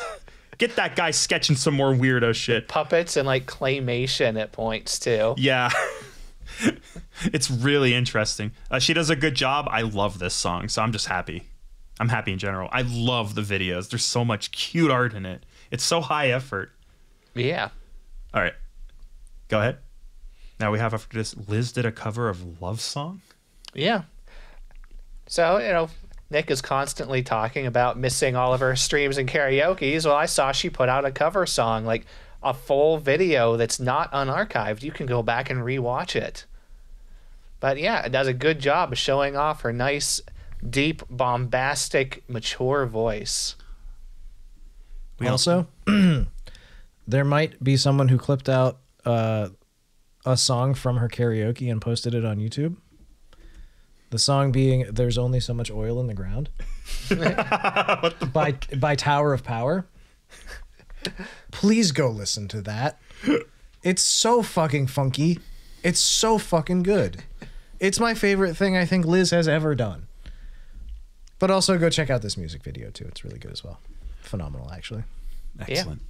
Yeah. Following that, we have Kson and Henya covered Tokyo Drift. This was a fun one. It was such a wacky video of them driving these funny looking 3D trucks around and just singing and dancing to this song. Oh my god, these trucks look so fucking jank. It literally looks like that fucking big rig over the road racing. I would not be shocked if this is the big rig over the road racing engine that you just modded the game and recorded that footage. And they're being dorks dancing in front of a fucking blue screen. With manga panel cut-ins that are very particularly in the JoJo style. Or that could be a different thing. It has that kind of it's probably Tokyo Drift or something like that. Or that one racing manga everyone likes. I'm glad they brought this out for whenever Henya came back. Welcome back, Henya. Welcome back, Henya. You massive fucking dork. And following that, we have Bao, Miori Celesta, and Shiki Miyoshino, parentheses Requiem, covered. Requiem was her agency, I believe. I had never heard of this person. Huh. They covered a song called Voracity. Oh, Overlord OP3, probably the most iconic Overlord OP. Thank you, Carlos. I'm assuming we're going to click on this and see some fucking insane shit. Oh my god. There is a lot of succubi / demon girl related imagery in this. Oh, that's a beating heart on the floor, and then I saw breasts in the next second. Yeah, if you like or know what the song is, it is a very solid cover. Oh, excellent. So, we ran out of songs to cover for Nick, but don't worry, we have more ways to cover for Nick as we get to our next segment. Oh, did you have anything else to say? I'm moving us on very frequently, very quickly. Yeah, it was lots of solid music this week. Apologies, I have a very different pace than Nick whenever I MC. Oh, I appreciate you doing that. My throat was starting to really hurt. We love you. Everyone leave a comment down below. Let Nick know you love him. Or don't, it's fine. But it would be nice. It'd be nice. It'd be nice. You know, like he doesn't... I'm not going to lie. He doesn't have too much going on right now. I'm very lonely. He is lonely. All right, following that, we got favorite stream moments of the week. Just keep going. I have nothing to say about this. Sponsored by Plasbo. Soda I just made up. If you want to know more about Plasbo, go to plurk.com/rackdoom. We can plurk together. Just don't tell mom we're plurking. Also follow me or add me on ICQ. Uh-oh. So first up, we have what I can only call as a spit take stream. I didn't know this stream was fucking happening or how high effort it was. Let me describe to you. Lately, birthday streams for me have been either going to be a 3D live solo someone finally got after asking for it or getting enough confidence, or kind of like a low-key call-in karaoke. I've gotten very used to these birthdays being smaller events and just everyone chilling. So I heard Gigi's birthday was coming up, and I went, this is probably her just taking a chill pill. Things have been pretty busy. She's probably just going to do karaoke and hang out with her friends. I click on her stream. This should have been a fucking main event. This had so much fucking attention to it. It was most of the EN group. Yes, it was a turbo stream. It was one of the streams where everyone had new art. Everyone had PNG tubers made for them. So those of you who didn't tune in, Gigi Murin has hosted a fucking dinner murder event. Everyone comes in with their new art and little characters they've set up that's just variations of their old selves. Like Bibu is now Callie's daughter. Callie's like some kind of inventor. Shiori's like a psychic. Iris was Callie's daughter. Yeah, Iris, thank you. Bibu was an edgelord still. And they're having... Gigi Murin is this eccentric house owner. She goes, I'm going to jump into this fish tank filled with piranhas. I know them well. And she hangs in. The piranhas fucking eat her. And Gigi gives a strangely good description of piranhas eating her alive. And the second she dies, the fucking title card comes up. The fucking Gigi Murin's murder birthday music plays. And now it's a fucking tabletop game where we have to figure out who killed Gigi. And she is narrating everything herself as a ghost. She has a cute Gigi ghost. I want a plush of Gigi ghost, like so bad I'm squeezing. So bad. But to make things even more hilarious, she is Gigi Ghost and decided, well, okay, well, I'm a ghost. Only people that know how to talk to ghosts can talk to me right now. Who are the only two people that can talk to ghosts in the group? So there's Shiori and Mume. Oh God, nothing is getting to the group. That is actually, no, nothing's happening. Mume has actively attempted to sabotage the conversation multiple times. That is so moom of her. I can't believe she's out there mooming. So it's worth it alone just to see everyone's art because, Jesus Christ, everyone is fucking beautiful. These designs are great. Narissa, my God, stop. Stop. This is such a fancy party. I like phased in and out paying attention to it, but every time I've clued in, it's like, this is some shit going down. And there just kept being more mechanics. Well, this was not a scripted thing. No. Everybody was given like set amounts of lore that they knew about themselves and like maybe about a few other people, but everybody was given lore on the character they were playing. They got sent into like the mansion together and like, all right, what rooms are you gonna split off and go visit right now? All right, you're off. You people are in the kitchen right now. All right, you now have to role play, looking around the kitchen, talking to each other, telling each other your lore for your own stories. You must figure the murder mystery out yourself. Yeah, so like you would say which room you're going to, and if you're in the room with someone else, you have to do a little event with them, and that will get you items, move you forward. And there are plenty of rooms, and it's a smart way for Gigi to work with such a big group. Just focus on individual scenes, and the group gets narrowed down because the killer is still on the run. Who knows what might happen? Couldn't be more killings. Egads. We recommend you just watch this on your own. It's another extremely high effort Gigi stream. Gigi, are you okay? You are kind of wild, girl.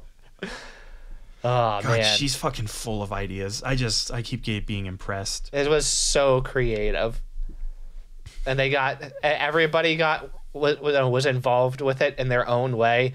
And people kept coming up with like their own little ideas too, and then and there was a timer on everything too to keep things moving. And yeah, that was smart. Yeah, and throughout the story, and Gigi's like, "All right, make sure you look in the mirror. Don't forget to look in the mirror.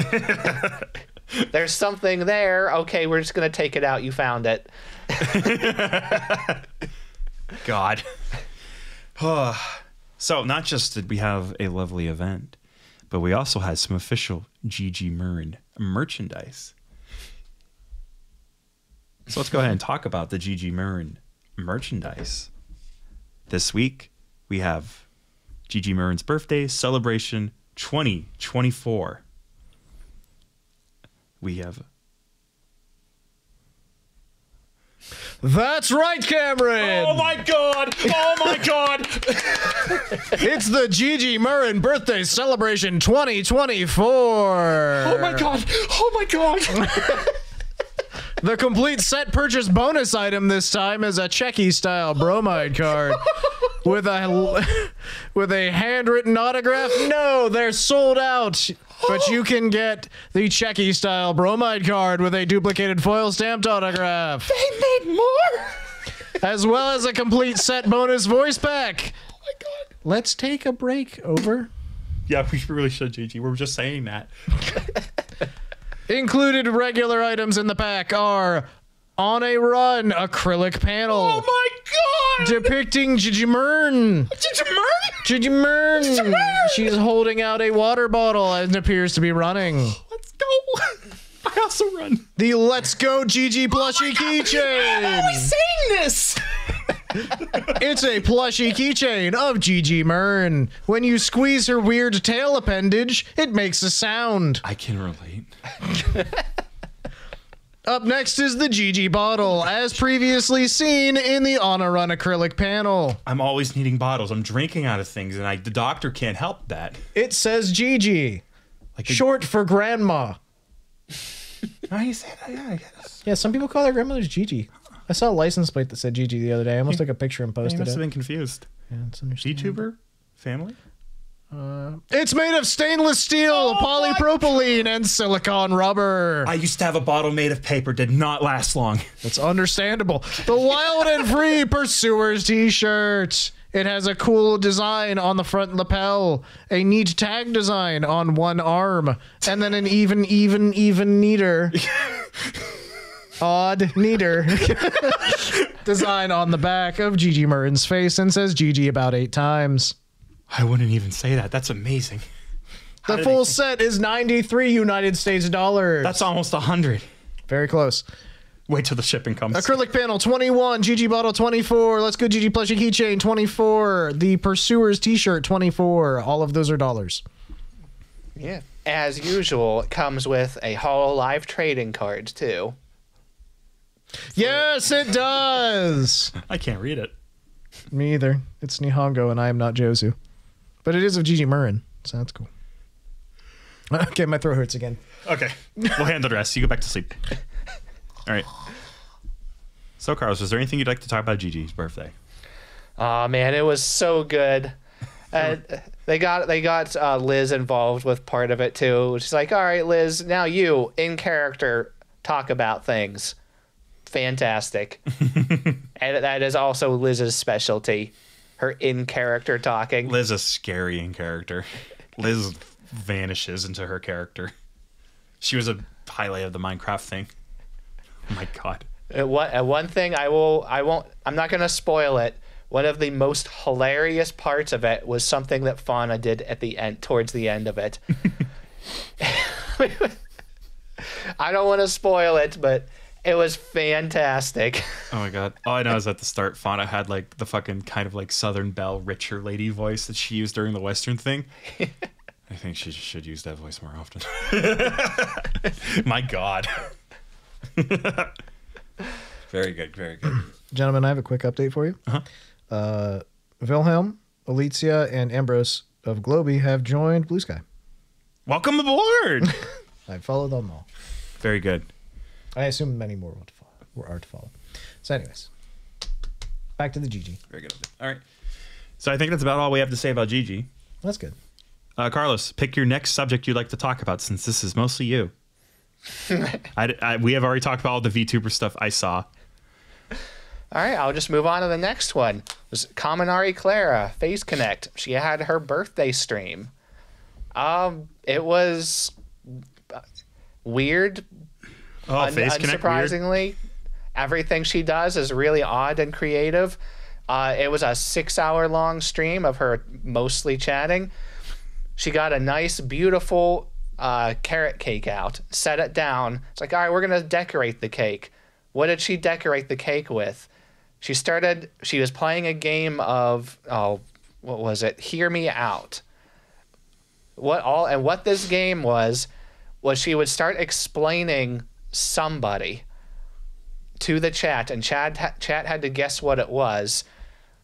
And then she like, all right. And then she'd hold out a stick with the character on it, to try and get, chat to guess it. And these are characters that she thinks are very attractive. They were all cut out of paper, glued to a stick, and then she would put it in her cake as a cake decoration. Carlos, this cake is covered, man. There were, I believe she said 86 of them in her cake at the end. Happy 86th birthday, Clara. Clara. Is that Sheldon Bazinga theory? Yes. Is that Mr. Mime? No, that's Ash's dad. Oh, hi, Mr. Ketchum. He lives with Ash's mom, after all. Mr. Mime! I know, Dad. Thank you, Father. Does that mean Ash is Mime Jr.? There's been a lot happening in the Pokemon universe recently. Let's not get into the allegations. Okay, so Typhlosion is innocent. I said we weren't going to! The Xenomorph face hugger. The Xenomorph face hugger. Some things that she had: the Sorting Hat, Luigi, the Mask, Brian Griffin, specifically the number 7 in one type of font. What? Pepe Le Pew. Sacre bleu. I thought he got canceled. He did. It's fair. He's a little aggressive. This is such a interesting stream. If you just like her chatting about random weird things, screaming and laughing, all whatever it is she has to say for 6 hours. For 6 hours. But yeah, she had a lot of like some fan submissions and things for her to show, like that I don't remember the name of the group, but the group of foreign guys that you can pay. They literally like take their shirts off and they'll like scream happy birthday at you. Oh, I actually do know what you're talking about. They're like all ripped or whatever. Yeah. Like super ripped foreign guys. Somebody paid them to wish her a happy birthday. That adds up. Which works great for her because she has made publicly known that she has an intense phobia of male nipples. The nipples. I hate this podcast. So they paid these guys to say, do you love our nipples? They're better than Magic Mike. Hey, Siri. Remind me not to do the podcast next week.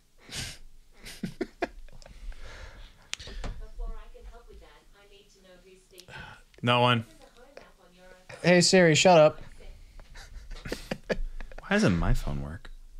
What? Why does my Apple Home work for you? This is not your Apple Home anymore, Nick. This is now my Apple Home. This is Apple bullshit. This is Apple our home. Anything else about Kaminari Clara? A couple more things. They got a cameo from Sugar Lynn Beard from Sailor Moon. Cool. It was neat. And she also released a brand new original song and music video. Ooh. It was a 80s inspired song and video.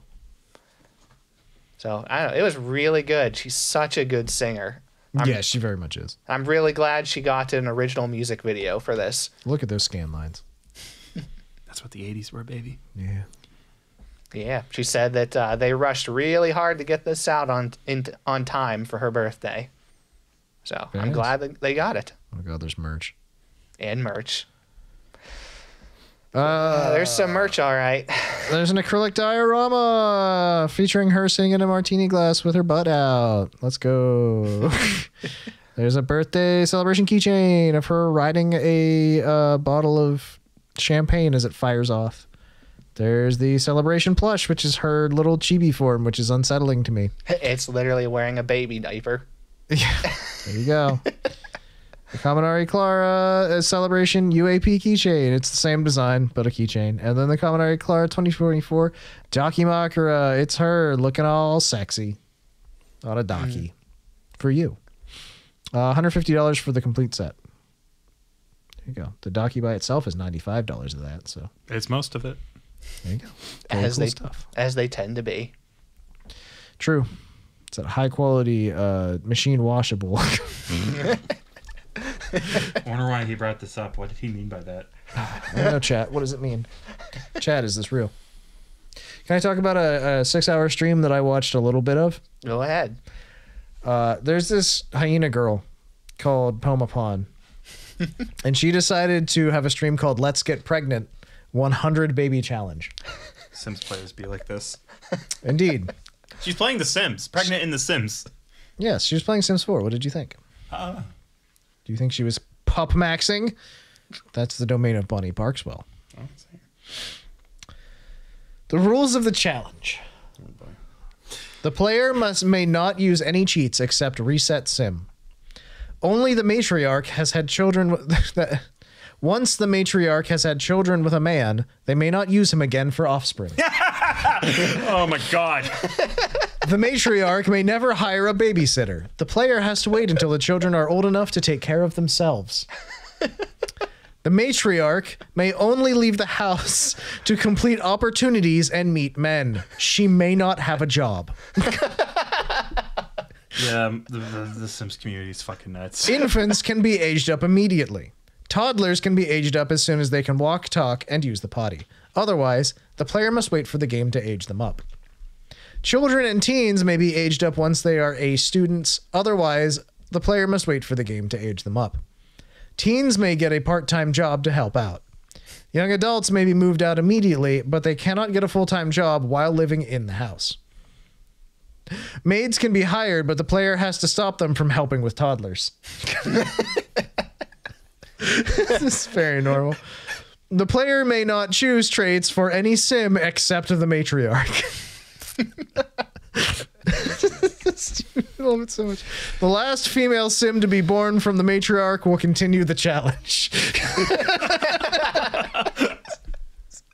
The matriarch may not get married while living in the house. There you go. That's the rules of the challenge. Have 100 babies with this rule set. That sounds like complete and utter torture to me. Yep. It was 4 hours of her playing The Sims and then a couple hours of her jizatsuing for the hell of it because she's Poma Pon. That's what she does. What a hell of a stream. I only watched a little bit, like I said, but she's clearly very hinged. Okay. Back to, I think Stronny Cuddles is up next. We got a couple of things to say about her. You listen here. Ay, ay, ay. Go on. So, for the calm thing first, she's continuing to play Conker's Bad Fur Day. She had played for a total of maybe 10 minutes. The game lagged so bad, she gave up and turned it into a Zatsu stream. Sometimes that's the way it be. Before that, though, she did some Donathon goals. She had to try Vegemite. Did not appreciate that at all. I'm so deeply on that level. I hate Vegemite so much. She put it on some buttered toast like you're supposed to, and it still did not go well for her. You just don't like it. That's fair. She also informed chat she has never had pickles before. Yeah. So she tried a pickle. That's unusual. Yeah. You're kind of late in the game to start liking pickles, but I'm curious. Yeah, what did she think of the pickle? Not thrilled. Yeah, pickles are kind of an acquired taste. You gotta like vinegar to like We aren't pickles. supposed to eat vinegar in nature. Vinegar is weirdly taken over as one of my favorite flavors recently. Maybe it's the bitterness of my soul coming out, but maybe it's just my English history. I'm letting you start it out. Well, it all started. Any other cool things that she did during the stream? Oh, no, it was just a good chatting stream. Oh, her usual unhinged VAllure self saying some interesting things. She is an interesting person. Yeah. It's fun to watch her. It's fun to listen to her. I think I tuned into one of her streams because I click on there occasionally, and she got a super chat, and the super chat said, I'm trying to figure out how to say it, but I think I'll just say it flat out. Go ahead. The guy said, I quote, "Can I finish?" And her reaction was, "Dude." Most hinged VAllure viewer. My brother. Well, during the Vegemite tasting, she got one asking her to add Vegemite to tea and try it. No! That guy can't finish. That guy has to wait until I See, forgive him. real chat energy is not asking if you can finish. You super chat her and ask her where you can finish. In another channel. Stronny, where do I finish? I don't know, on the TV. Go for it. Fuck it.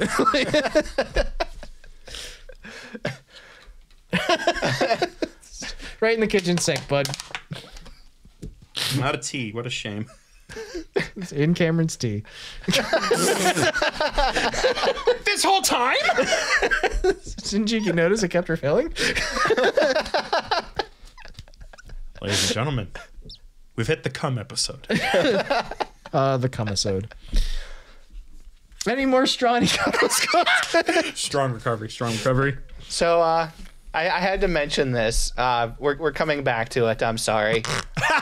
Oh no! Oh no! Oh no! Oh no! Carry on. Carry on. Stronny also did another stream. Mm-hmm. Yeah, you might. Oh, I listened to this one. Oh, did you? I listened to part of it. I did not. So we talked briefly earlier about a Typhlosion of the Pokemon universe variety. There's been some interesting leaks recently about human Pokemon relations in the Pokemon universe. And Stronny Cuddles took those leaks and she read them in ASMR style for your audio, your oral pleasure. Arl. or the ear thing. That's the Moral Aural? That one? Yeah. That show? Yeah, so you can go ahead and listen to this ASMR, or as part of the charity stream that we're doing, you can pay an amount that we have yet to determine, frankly, to as a donation to our stream to make one of my friends read it while sitting next to a fire very comfortably in his smoking jacket is the idea. So that's going to be one of the donation incentives for us, is you can bully my friend by making him read the Pokemon leaks. As well as other copy pastas that I've very specifically plucked from the internet. Okay, I have a question about this. Mm-hmm. How long were these leaks? They're very long. Because Carlos, if this Stronny stream was over 20 minutes long. Yeah. Carlos, here's what you need to know. It was a terabyte of data. Yeah. Like one of the things that got leaked was a Google Doc that's the entire transcript of a meeting that they had where they agreed how they were going to move on from Ash Ketchum as a character. And it's a full thing. It's them going, I understand we are currently trying to figure out the best way to move forward. Big concern is we need to make sure we communicate that although Ash's journey is gone, he as a character has not passed away. He still exists, is out there having, and that's just like 1 out of 40 things. Yeah. No, these specifically the leaks that she read off, there's like 3 of them in particular that are segments that are like mythology from the Pokemon universe. And like some of them deal with things like Pokemon and people producing offspring and things like that. There's 3 of them. Sorry, there's 3 of them that are like super controversial, like this specifically that I imagine. I mean, I do know that like actual just regular business stuff got leaked too. Like first of all, like like pictures and social security, like bad stuff got actual leaked. bad, unfortunate shit. Yeah. So the stuff that a lot of people have been referencing to has been these Pokemon lore things, which have all been scrapped. They're not canon. Lol. The big thing to note is they're adaptations of real myths in the real world in an attempt to try to create the tone that they would want. And a lot of them involve Pokemon-human relations, and they get very sus, and you can see why they didn't go that direction. Yep. And most of them are written by one person. And that's a weird woman in that company. my favorite thing is one of my friends was just like, as somebody that like studies mythology, it's not even that weird. And I'm like, but from a mythological perspective, not weird. From a Pokemon company perspective, a little weird. But even then, like if you tell if you're talking to someone and then you're telling a story and then you're like, and then they were essayed by a goose. And like, that's a really fucked up part of that story. And then you realize that's what Zeus did was Zeus. He hit himself as a goose and then like. Do not Google what Poseidon did. Done things with a person. And like it's mythology has a lot of these situations. And so drawing from that in bringing that into the Pokemon universe as the original conceit is really interesting, but it produces things that are very weird. Especially you consider that in Pokemon Diamond, Pokemon human relations to some extent were already confirmed. Yes. So these documents are meant to be seen as like, oh, they were tone searching. They were trying to figure out how to do it and what would be a little bit too far. It's also worth noting a lot of the big ones people have reacted to very extremely were machine translated in a rush. And more accurate translations have been made that are less sus, but still sus. We're not out of the sus zone, baby. People are still making babies with a slack off. And that's kind of fucked up. Slack off, yeah. So there you go. That's what she was reading off either way. So if you want to hear Stronny read that for 20 minutes, go ahead. Amazing. She also played Dead Space with a foot cam. Yeah, I saw that on my feed and I just shook my head and closed out of YouTube. I'll be real with you. I'm not kink shaming, whatever. I'm not yucking anyone's yum. I think feet are really gross. I actually really need to buy that foot roller she has because I always fucking do shit with my feet when I sit at my chair. Like I'm always like, woof.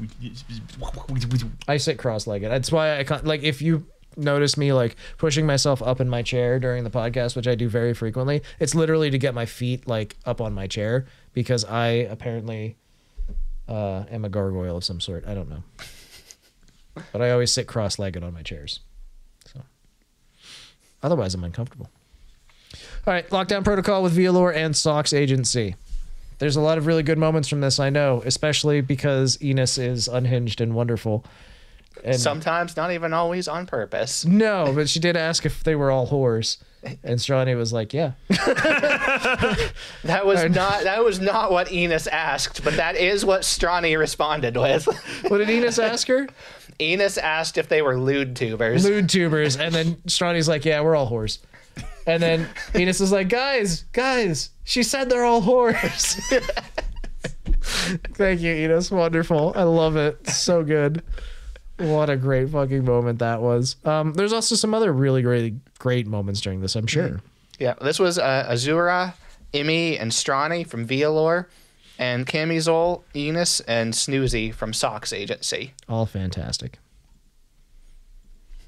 But yeah, it was just them playing Lockdown Protocol. Only Snoozy knew how to actually play, by the way. Nobody else had ever played before.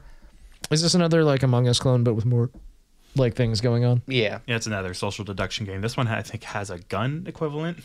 It does have a gun. The big the big difference with this is yes, there is in fact a gun, but also the crewmates that are attempting to actually finish the tasks can also kill people. Yeah. So it's a lot more like Trouble in Terrorist Town. It happens very, very often where crewmates end up killing each other, and the killer gets away with a lot. At one of the rounds they did in this, I forget who it was, the killer ended up being the first one to die, or one of the first ones to die. The round doesn't end when the killer dies. The round ends when the timer runs out.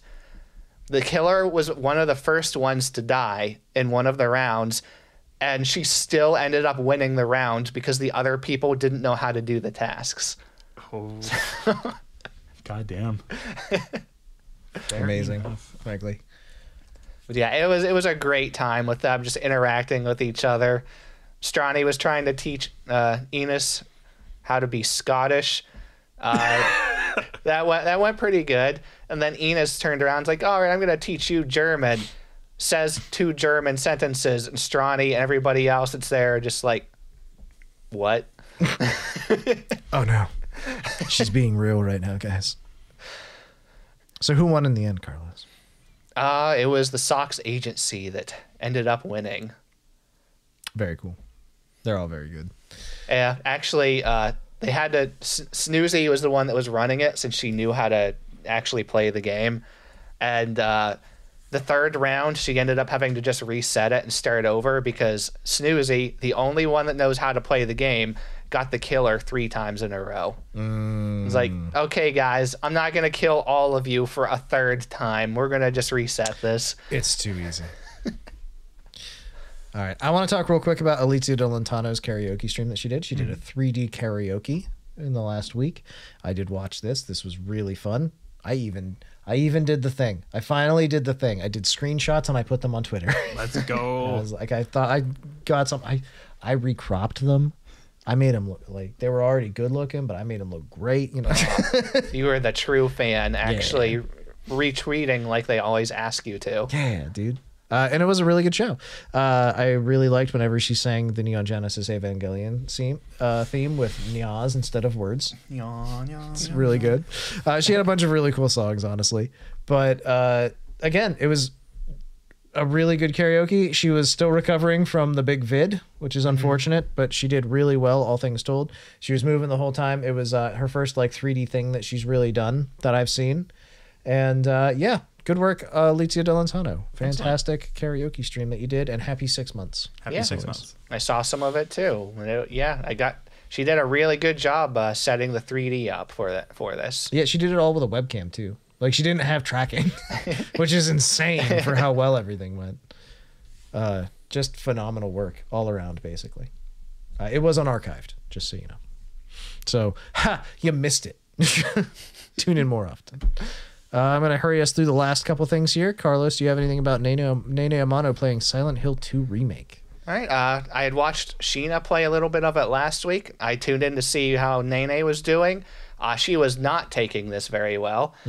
It's a very scary game, I hear. She screamed at many of the enemies that she was running into. I wasn't expecting this because she's literally been playing the Higurashi visual novel, which...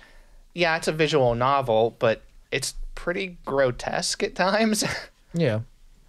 But I mean, I guess the game like this, it is a different story. You're moving around. Jump scares happen. Yeah. Yeah, I had a great time with it. Very cool. And what about Ushio Ebi, who got a new model? All right. So yeah, I don't think we've talked about her before. I don't think so. Not really. Yeah. So I've kept my eye on her for a while. She plays mostly free-to-play games. She's like Arc Knights. She plays a lot of... I had a list of them here. Because her new model Arc Knights, Warframe, Punishing Grey Raven, Genshin, Endless Zone Zero, Star Rail. She's a gacha gamer. Yeah. She plays a few other games, too. But I think I remember she was playing... I think Honkai Impact was what brought me to her channel ages ago. But yeah, she's a really chill, sweet person. I like watching her. And she got a new model. So she had like a little home 3D one that she's used before. But she actually got a Japanese artist to make her new model for her. It's super high detailed. Like it has so much like detail and coloration to it. And she had like a few changes to it that she really wanted done for her new model. She said she had a awful time trying to get this designed properly because she does not speak Japanese and the Japanese artist did not speak English. So she said the worst of it was when she was trying to explain, like, I want to show my belly and like some of my arms and a little bit of skin. And she was like she said she had a very bad time explaining that without it being too lewd or not lewd enough to somebody that did not speak her language. Lewder deaths. Sumimasen. Lewd days. Kudasai. Yeah. So her new model does look fantastic. I think it's awesome. All the little details and stuff. Yeah. It's lots of like light blue, like sky blue, and like light pink coloring with lots of some white details around it. Wait a minute, that's Poma Pon. That's a good design. I really do think it's very cool, just in general. So there you go. And you know what else I think is cool, Carlos? I think everybody watching is pretty cool. Hey. So thank you for watching. Hey guys, we're here to talk to you about drugs. Drugs are bad. I couldn't think if I was going to do Pee Wee Herman or Mario in that spoof. You go to hell before you die. You go to hell before you die. Thank you for watching the podcast. We hope you had a good time. We certainly did. I want to shout out a few people in particular, like TLDR Soma on Twitter, who is a VTuber we've talked about in the past. Soma is a pretty cool person. I asked for suggestions for things to talk about in the podcast, and they said the advertising space for rent on my billboard forehead. What? They reached out about that? Yeah. Okay. And then I said, and added to the notes. All right, and they said, thank you. It's my passion, and posted this picture. Reach out. It looks... You can see it out from your apartment window. It takes up some good real estate. It's by a highway. There you go. And then Top Gap said Phantom Thief is canon, which we didn't even talk about, but there's a fucking concert coming up featuring Mint Phantom and Doki Bird. Oh my god. It's in Alabama. No, it's in Atlanta. It's in Georgia. Wow. I changed locations. Yeah. They're neighbors. They're right there. Oh man. All right. Comments from last week's episode are something I have in front of me. I'm not gonna try this one. I guess I will. Jose Adi? Something like that? I think that's your name. Sorry, Jose. Joe's, whatever. No TCG card shop game streams. We didn't mention any. There were about 100 last week. It's starting to die off already, but it definitely was the game of the moment last week. Everybody has been playing VTuber trend. It was too similar to the grocery store game for me to want to watch it, but it's funnier. I saw some of Ollie play it. Yeah. She has unhinged fans. I really like the unstink people machine. Yeah, that's funny. That thing's my favorite. There are a lot of people that have been obsessively playing this game. Like, they have been playing it for, like, basically all their waking hours for a week. Oh, yeah. It's definitely something people are into right now. Slick Zeitgeist said, proxy comment for Marine LP. I don't know what that means. I'm just leaving Nick out to dry for these. He's got it. What are proxy comments? Please tell me. Is this like something seeing that we need to talk about it? Or? I think it was a running gag. I said, right, you can comment in proxy for me or something. Ah, okay, gotcha. I think it was a running gag. Lucky Charms, Dead Destroyer said Lucky Charms is objectively a low B tier, and you're right. Again, I was fighting with passion. I almost heard wrong come out of your mouth. I almost heard it. No, I was right. You're 100% right. I was fighting with passion, not logic. STC said, as a Brit, I have not heard of any of these cereals except for Rice Krispies, and I pointed out that I believe Cocoa Krispies are called Cocoa Pops over in Britain, and also I didn't know you were British. Cool. And also, I'm sorry. I believe that's what we tell British people, right? Yeah. Okay. It's not just me, right?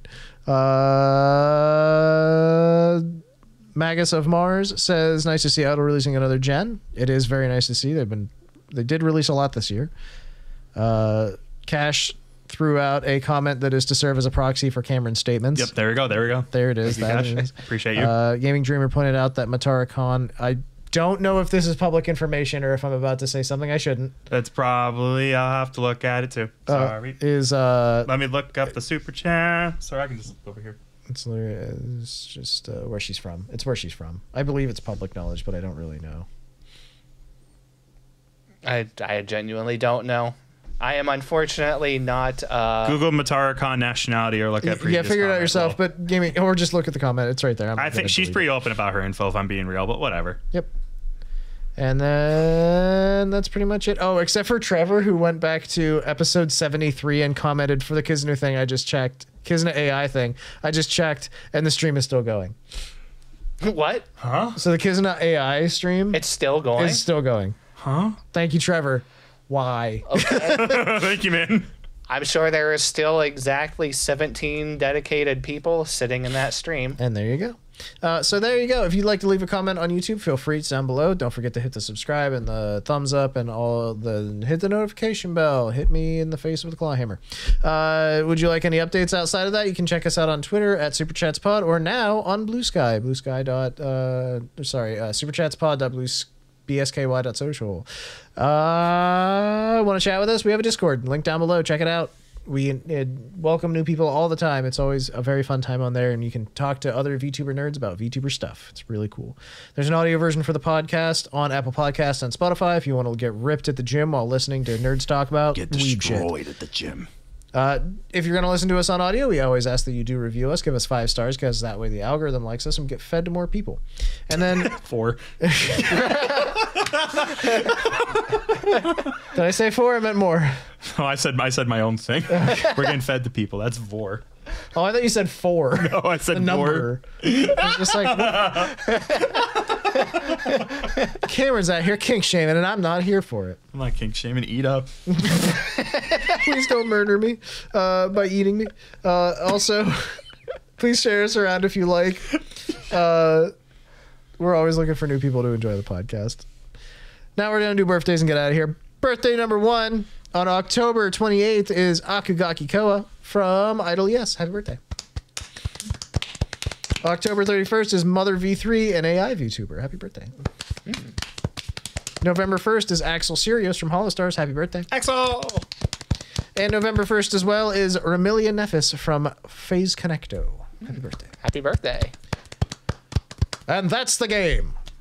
See you next week. Bye. Goodbye, everyone. See ya. Manja.